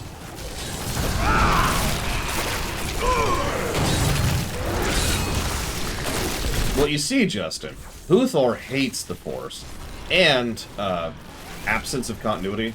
Like, it's one of his biggest pet peeves is when a story doesn't reference itself. He also prefers to constantly do nothing but limit the the options of the writers so they can be as limited as possible and put out the worst works possible. He also hates Sylvanas and BFA. Time to test my skill. That's the trifecta. Oh, and Dark Souls. I mean, that's just the Orbital at that point, Kemek. Although, I kind of agree with the overall idea. Your flesh is weak. I mean, real talk. The more confident I get in my writing, the more inclined I get to just straight up axe transporters from Star Trek. Every attempt that has been made to try and make transporters work has just introduced more and more and more problems. And I'm just going to be 100% blunt about this. The only reason I'm even considering keeping transporters in is because people complain about it. Not because I think they serve a good narrative beat, at all. And not because, like, there's any real point about them or that they're endemic to the setting or whatever. Just the fact that people have whinged about the concept, the very idea of removing transporters from Trek. You cannot stand before me! That's not a good reason. Oh, hello. The Sasquatch were once men, changed by the evil of the island into the monstrous beasts they are now. Or, wait, did I change them to save them from me?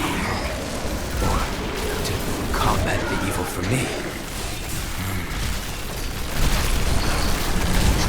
The hallucinations are getting worse. I saw a giant made of water today. This apparition coughed up a seething mass of crustaceans before it disappeared beneath the waves.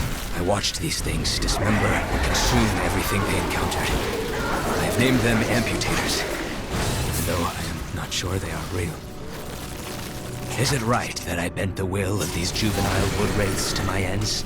Even though they were only mindless predators, all of nature's beings deserve to be free. Instead, I have made them slaves to my eternal quest. Another act for which I must someday pay. It seems we've got Hakan here. It's okay, now we're in the cathedral. That's a good point, Mike Tomano. I disagree 100% and completely, but that is exactly the argument that people make. That you can't have Star Trek without transporters. The problem really boils down to the fact that not only do I not agree, but going back down to the fundamental core of what a rewrite is, if I am bowing to the will of the audience for no other reason than to bow to the will of the audience, then that's probably bad writing, and I should probably readdress that. So I think when we actually get to the Trek rewrite, we'll put very serious thought into just ejecting the transporters. Now, I should mention, that doesn't mean automatically in the other direction either, which is something several people fail to understand. Using the Force as the example. I have said many times, and I stand by this, that the Force is not required for Star Wars. And it isn't. I stand by that firmly and formally. However, that does not mean the Force is automatically ejected, or even that I want to eject the Force from Star Wars. All it means is that it needs to be part of the conversation. Now, we did have that conversation. We spent like 3 weeks talking about the Force and working it around the writer's room. And we came up with a pretty good option for the Force, making it work narratively, thematically, and getting lots of tools for storytelling in the future. So the Force has a point and a purpose, and it's in because it's going to make a good story, not because it has to be there. And it's the same thing with transporters. When I say we're going to have a discussion about transporters, it's going to be exactly that. I'm not going to say, all right, we're killing transporters. No, I'm saying we need to have that discussion. I think that's it. Did we hit the end? I think we did. Feels like we hit the end. Nope. We're still in the Infernal Fate realm. How do we keep going?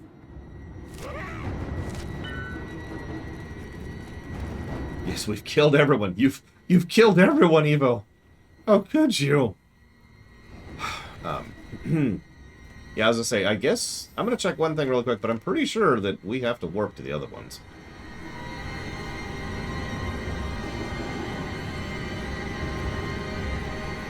I don't even remember that, Dakota, and I've played through Xenosaga twice and done a video on it. Yeah, okay. So, down to here, I suppose.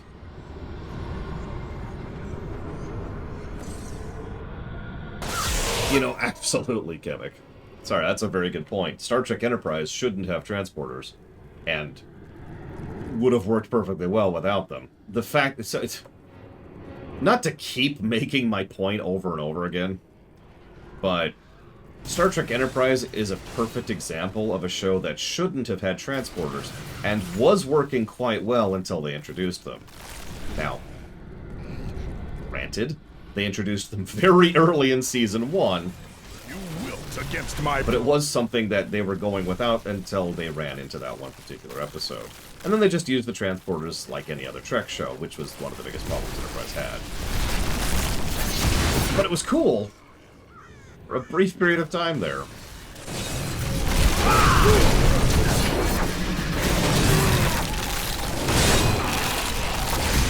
Oh, now we're in a cave. I can't recall if These things were always here, or if they were drawn by the island's emanations. They are vicious beyond compare, but I have found, through painful trial and error, that if their idols are not disturbed, they will keep to the caves. Their particular evil must wait until I deduce a way to eradicate or control them.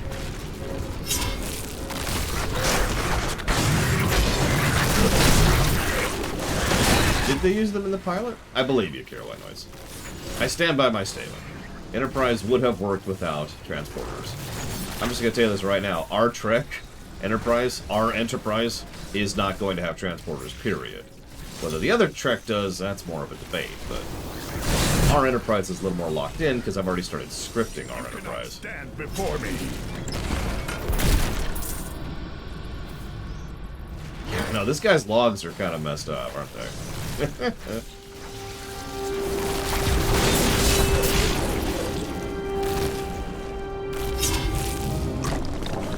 Well, as long as we don't disturb the idols, they leave us alone. That creature must die. You cannot stand before me. I don't know Stargate well enough to really judge it. I get what you're asking in vagueness, but not in specifics enough to really give an opinion. Because the specifics are what matter for something like this.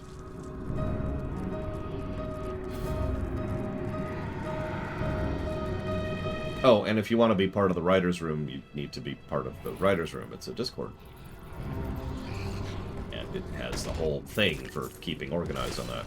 Don't worry, we are nowhere near actually sitting down and discussing Trek rewrite stuff. Your flesh is weak. We've got at least 4 other rewrites to go through before I even really start thinking about going into Trek. Which is funny, because the whole thing kind of started with Trek, but here we are.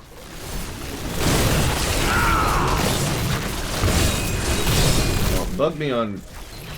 You have no method of bugging me, do you, Justin?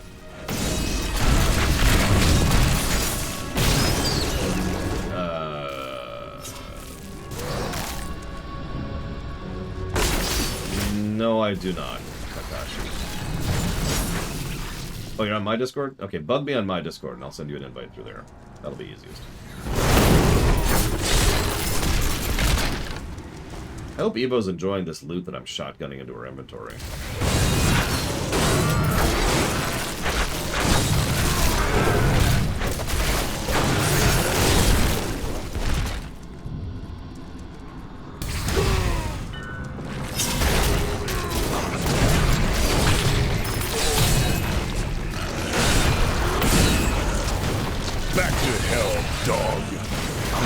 Just looting. You can have a bit of loot to sort. I did notice your thing. Don't worry, Dakota. Unlike some people, I actually read every single message in the rewrite. All the channels. The response I wanted to give. I like the idea of a hyperspace catapult in general. I think that's got a lot of cool potential. I don't think that that works for a replacement for the Death Star. The more I think about it, and I've been processing this wrong, like I've even brought in my favorite writing partner on that particular topic. The more I think about it, the more I think if we're going to keep the Death Star, it has to be fairly similar to the Death Star. Big old station, you know, cracks the crust of a planet, that kind of a thing, right? There are a lot of nitty-gritty details that need to be ironed out there, but I think that's going to be the format of the Death Star. Now, what I was thinking about was who would be most likely to use the hyperspace catapult. Now, there's tons of ideas there. No, Pillars of Snow. There's tons of ideas there, but the one that appeals to me the most is I would actually like to use that for the Mandalorian Crusade. So, one of the key points of the Mandalorian Crusade has always been that the Mandalorians were such a level of devastation that it encouraged Revan to commit actual genocide upon the Mandalorians behind their marauding lines, in order to ensure that the Mandalorians would never again rise as a people or a power. To not just break them as a political entity or a military entity, but to completely crush them culturally, right? Now, part of the so what I'm thinking here is, if the Mandalorians themselves used these kind of hyperspace catapults, it would actually kind of line up a little bit neatly to give extra motivation for the Revan sending the exile behind Mandalorian lines in order to perform the aforementioned genocide. Because one of the things they could be going back and doing is taking care of some of the catapults that are in the Mandalorian homeworlds. Now, that's a very vaguely formed idea and needs workshopping and some timeline work and just all sorts of other stuff, but that's something vaguely that I was thinking with regards to the catapult idea, because I love the concept. And it would certainly suit the marauding bands. Because, yeah, basilisks, right? I mean, come on. Okay, we're going to assault this planet. And, of course, once they're there, they're stuck there, kind of like you were mentioning. But that fits the Mandalorian concept. No, of course not, Uthor. They're a marauding force. They don't give a goddamn about honor. They're a group of literal raiders. So, once they're there, okay, cool. The only way we're going to survive is if we manage to carve out whatever we've got here. And this kind of pseudo-encourages some of the ferocity and savagery of the Mandalorians, because they are now stuck there. Yeah, Mandalorians are not Klingons. And Klingons are only kind of into honor. This will be a good battle. Also, the Mandalorians will cease to function in every way that matters after the Mandalorian Crusade.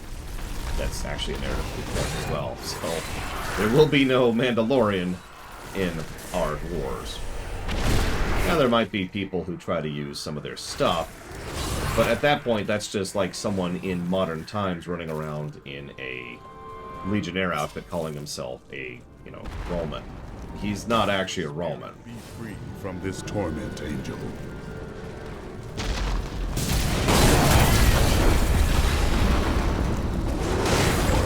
I feel bad for these demons as we go and kill them all. No? Yeah, me neither.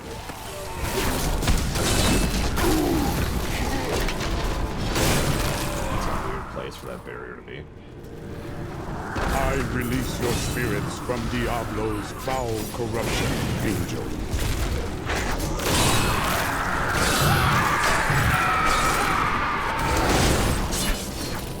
Well, if I might be so bold, Huthor, I think you're judging too early. We haven't even really started narrowing down some of the specifics yet, and you're presuming based on broad strokes. That's a good point, Evo. See, this right here, this is what it's like being around you. Okay, so we're... Actually, that's it. I think we looped again. Yep. So these are the new zones. I think that's all of those. So we have to show off Whimsyshire, which I don't remember. What does Whimsyshire take? I don't remember. And we need to show off the other thing I can't think of the name of. Oh, well, I don't know, Tim. I'm not even sure if you can eat an angel. You can definitely eat a demon. Oh, there it is. Unbending Fate and Fractured Fate. These ones.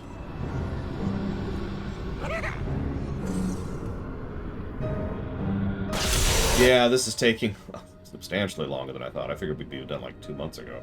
And by months, I of course mean hours. Having said that, I think we're not going to show off the rest of this. You've seen what it is. Check it out. Dimensional stuff. Ooh. And that's cool, but that's it. I mean, KOTOR 2 doesn't exist at all, so that might be part of that, Uthor.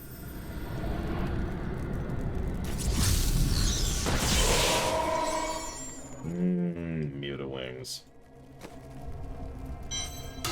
Okay, so let's do this thing first. We actually have one of them ready to go. I also don't think I have the ring. Grandeur of Unity, but I do not appear to have it. Why doesn't KOTOR 2 exist? I mean, because rewriting doesn't work that way is the answer to that question.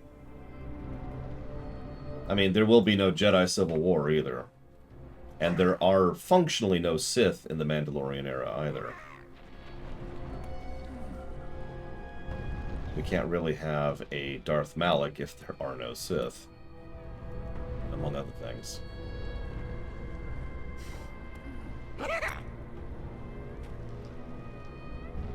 Do I seriously not have any?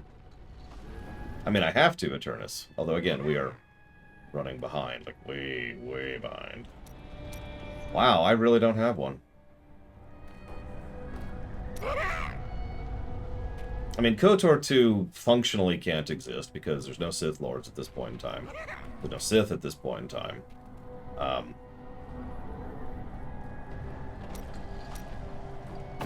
was looking for the ring. Not the, whatcha-fig.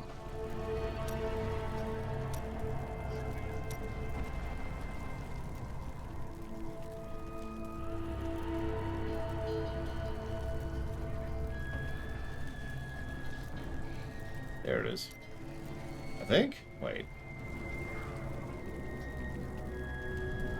Yeah, the puzzle ring is what I was looking for. Yeah, of course the Exile still exists, just like Revan still exists. Nihilus will probably exist too, actually. It's just, we're actually shoving Nihilus back a little bit into the Sith Empire era.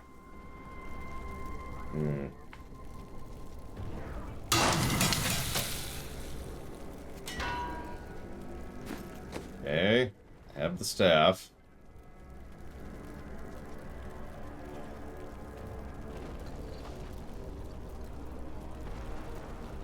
Tell you what, Huthor.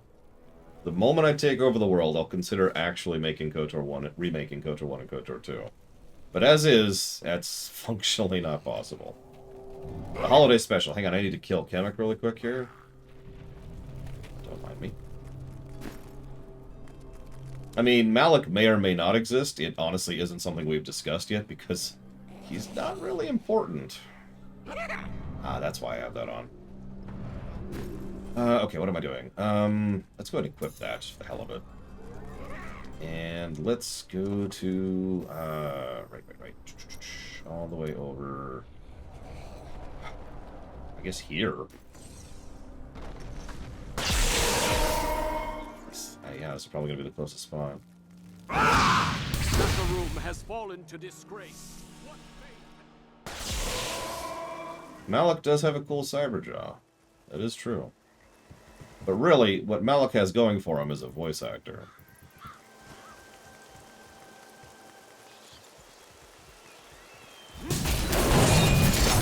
Part, or indeed all, of the problem is I don't... like. This will be I'm gonna walk this stat back a bit. It's not like I'm saying you can't have KOTOR in the setting we have devised, but try to picture a KOTOR for a moment in which Exar Kun didn't exist. And the Great Hyperspace War is fundamentally different. The galaxy is about 1/100th of the overall size in terms of known space.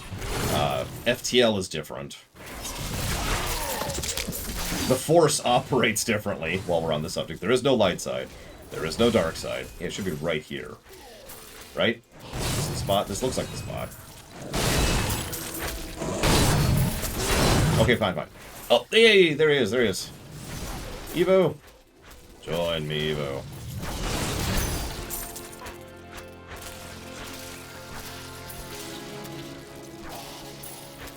The Infinite Empire will probably be part of the early age of the Empires alongside the Hutts. That's the most likely thing for the Infinite Empire. But if Exar... We see you have brought the item. That is good. We are utterly pleased. Is this a trick? Why are you talking to me? You are but a cow. And you are a stinking bag of flesh with no fur. Touché. This is no time to be silly. The level of sparkling happiness and rainbows awaits you. You mean the cow level? No! There is no cow level. Now, move along.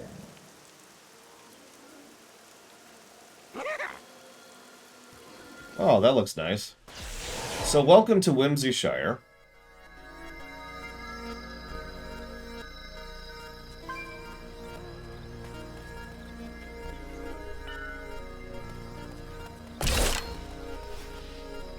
I don't see why people say this game isn't as dark as Diablo 2. It looks just like D2 to me.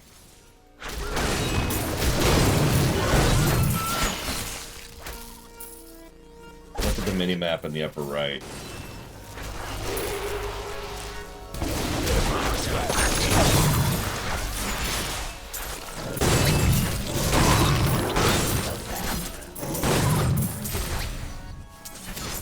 Yeah, by the way, this place drops a lot of loot. It's not quite to the ridiculous extent that the cow level was in D2, but it's definitely leaning in the same direction.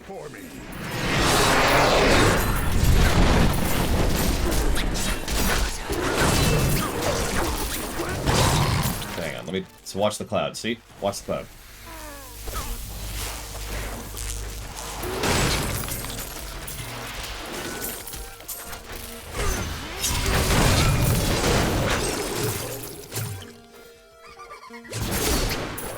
No, they do. It's usually just gold or randomly. They're chests. That one dropped gems. But yeah, the goblin version of this is even more lucrative, if you can believe that. I think what actually is happening there is there's the goblin portal modifier to loot, which is on top of the Whimsyshire modifier to loot, so it's just even more loot. I could be wrong, though. Don't quote me.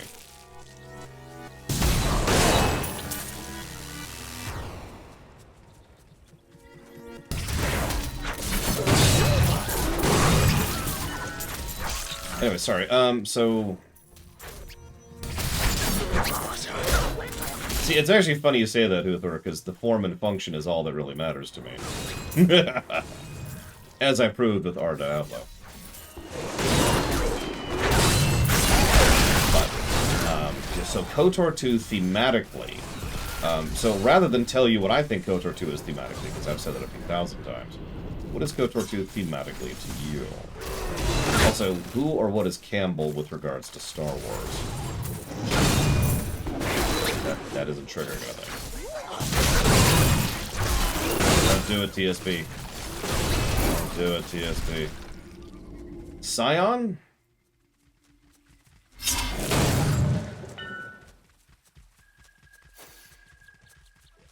Joseph Campbell, Hero with 1,000 Faces. Let me just Google that. Joseph Campbell.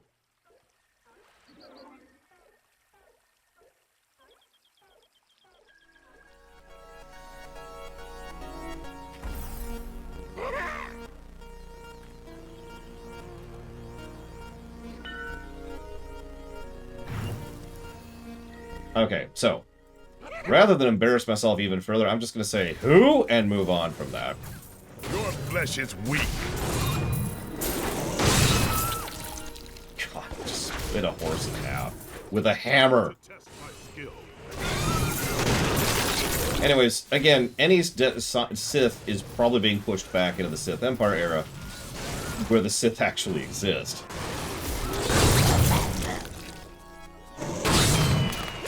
Actually, the Executor may or may not be in. I love the Executor to death. I do. It's my favorite ship of all time. Although, the StarCraft II Hyperion seriously challenges that. But, it is a ridiculous ship on every level. The absolute most I could ever accept is that there is literally one Executor. The command ship. Even that's kind of debatable. Oh god, I hate Venators so much. Let's not get into that. Let's not talk about Venators. I don't want to get into that nonsense again. I've actually had arguments over Venators, and I don't want to. The Staff of Herding. The Nightmare Staff of Herding. Excuse me. I don't know what the difference is. Oh, I love the look of the Venator. It's actually one of my favorite looking ships in all of Star Wars. No joke. Anyways, go to Hadrig, Bragman. You know what? Hang on.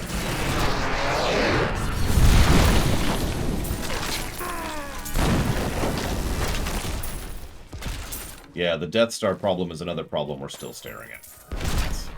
More of a problem than it probably should be. Anyways, this is Whimsydale. Or, excuse me, no. This is Whimsyshire. There's the exit. I need to go back. Thank you, Dakota. It's Iswal dropped the recipe. I knew it was someone I used to farm the crap out of. But once you do, it'll be under staff right here. Let me just do that. So yeah, there's the Staff of Herding, which requires Word's Bell, Leoric's Shinbone, and the Gibbering Gemstone. I don't remember where you get these. And then there's the Nightmare Staff of Herding, which just requires the Staff of Herding. If it was more than one level, Tim, you know, it's a random thing that can show up in rifts. I think grifts, actually. And then there's the goblin version, and then there's the version you use the staff to get to, and that's fine. Pushing it too far, that's what makes a joke get old, in just about any case. No, not really, Comic. It's just, it's such a beautiful ship. I mean... Oh, and I just have the staff on me, right? Let's just go ahead and pop that off here. Okay, so... Wait, what? Why is that quacking like a duck? Several times, but don't ask me for examples, because I can't think of any, Tim. God damn it, Reggie, no! I don't care that he's a bad cook.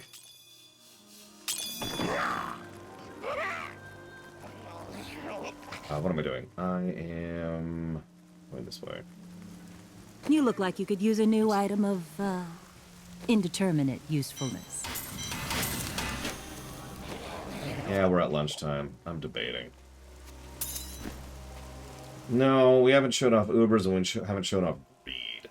Let me switch to a little more real of a character. A little higher tier character. Which is this one. I don't have a ring. I don't have a puzzle ring. I thought I actually had a spare ring. But I don't have a ring to show off Greed. And I cannot believe we didn't get lucky enough to find one. Tomorrow, Lolamas. The Dawn of War streams will start tomorrow. Oh, I agree, Kemek. In fact, I had a vague idea that that's what they turned the Executor into. Yeah, let's just cube some rings. I've got some resources, and it's worth it for the review. We gotta show off Greed. Bragwin, if you want to join for Greed. Tyrael, it's been interesting for me to see all of these places where you and the Nephilim journeyed. I've heard so much about your adventures with Leah and Cain. Just pop in, Bragwin. I feel like I was there. They were trying times.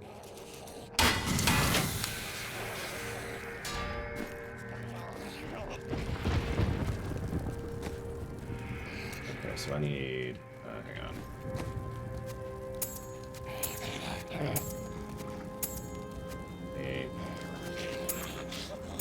I love how it's like, this is more stats than yours. And I'm like, yeah, but mine are better. So what you do is you're a seasonal character, Bragwin. You need to not be a seasonal character. That's why you can't join me instantly. So don't be on a seasonal character. And you know, join me. All right, so yeah, we have enough to do this. You have access to a wondrous artifact of old, and that's what you want to do with it. Very well.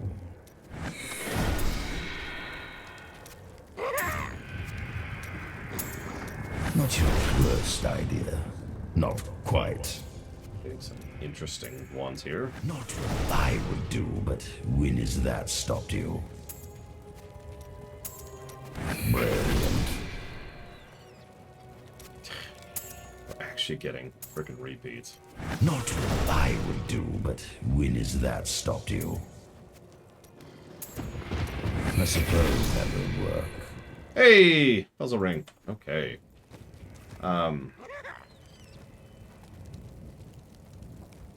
Yeah, it's actually Zoltan Cool there who's trash-talking me. That was actually pretty good luck. I know that sounds strange, but that only took us 7 rings to get to that. That's pretty good luck.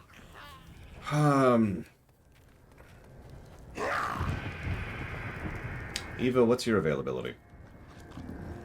Like, do you have to go? I know you have RL things. Oh, absolutely, TSB. Absolutely. There's still some info and game problems, because there are in just about every game ever. But D3 does a lot more about putting the information in your hands than D2, or honestly most games do. Yeah, the puzzle ring is actually really nice to just hold on to. Summon a treasure goblin who picks up normal quality items. After picking up 16 items, he drops a rare, which has a chance for a legendary. It's just adding one other little bit of dice rolling for legendaries.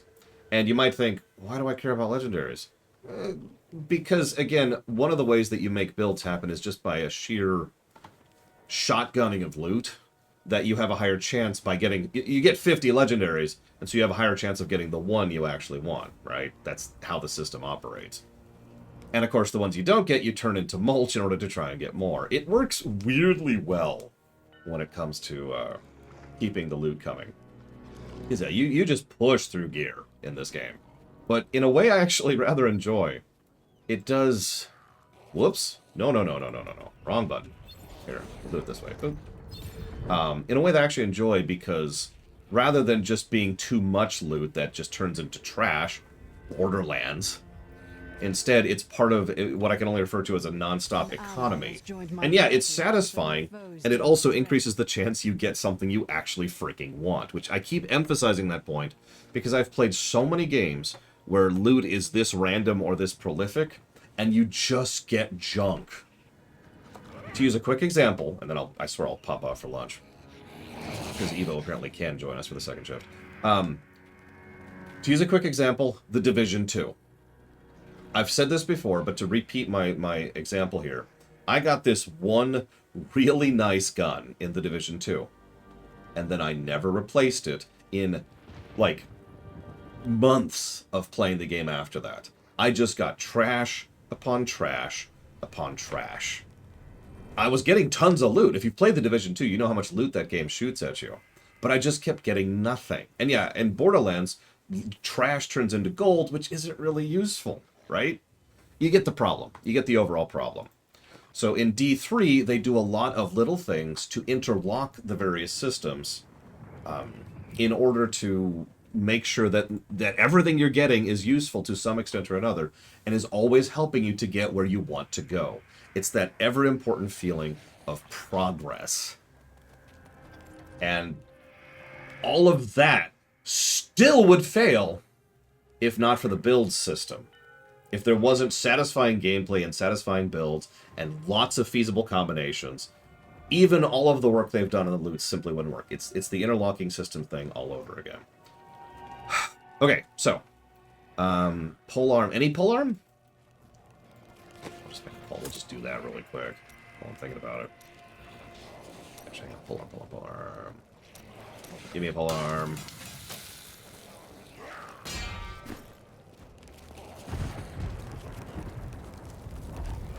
Bye, Evo.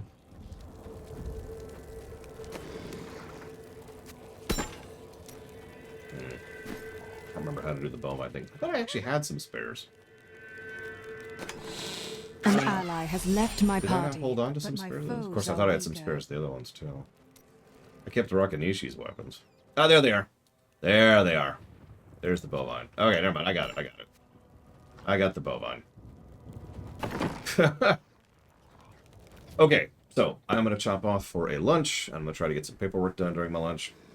And yeah, then we're going to come back. We're going to show off greed. We're going to show off the bovine. And then we're going to show off seasons. Then we're going to wrap up. So, I'll see you all after lunch.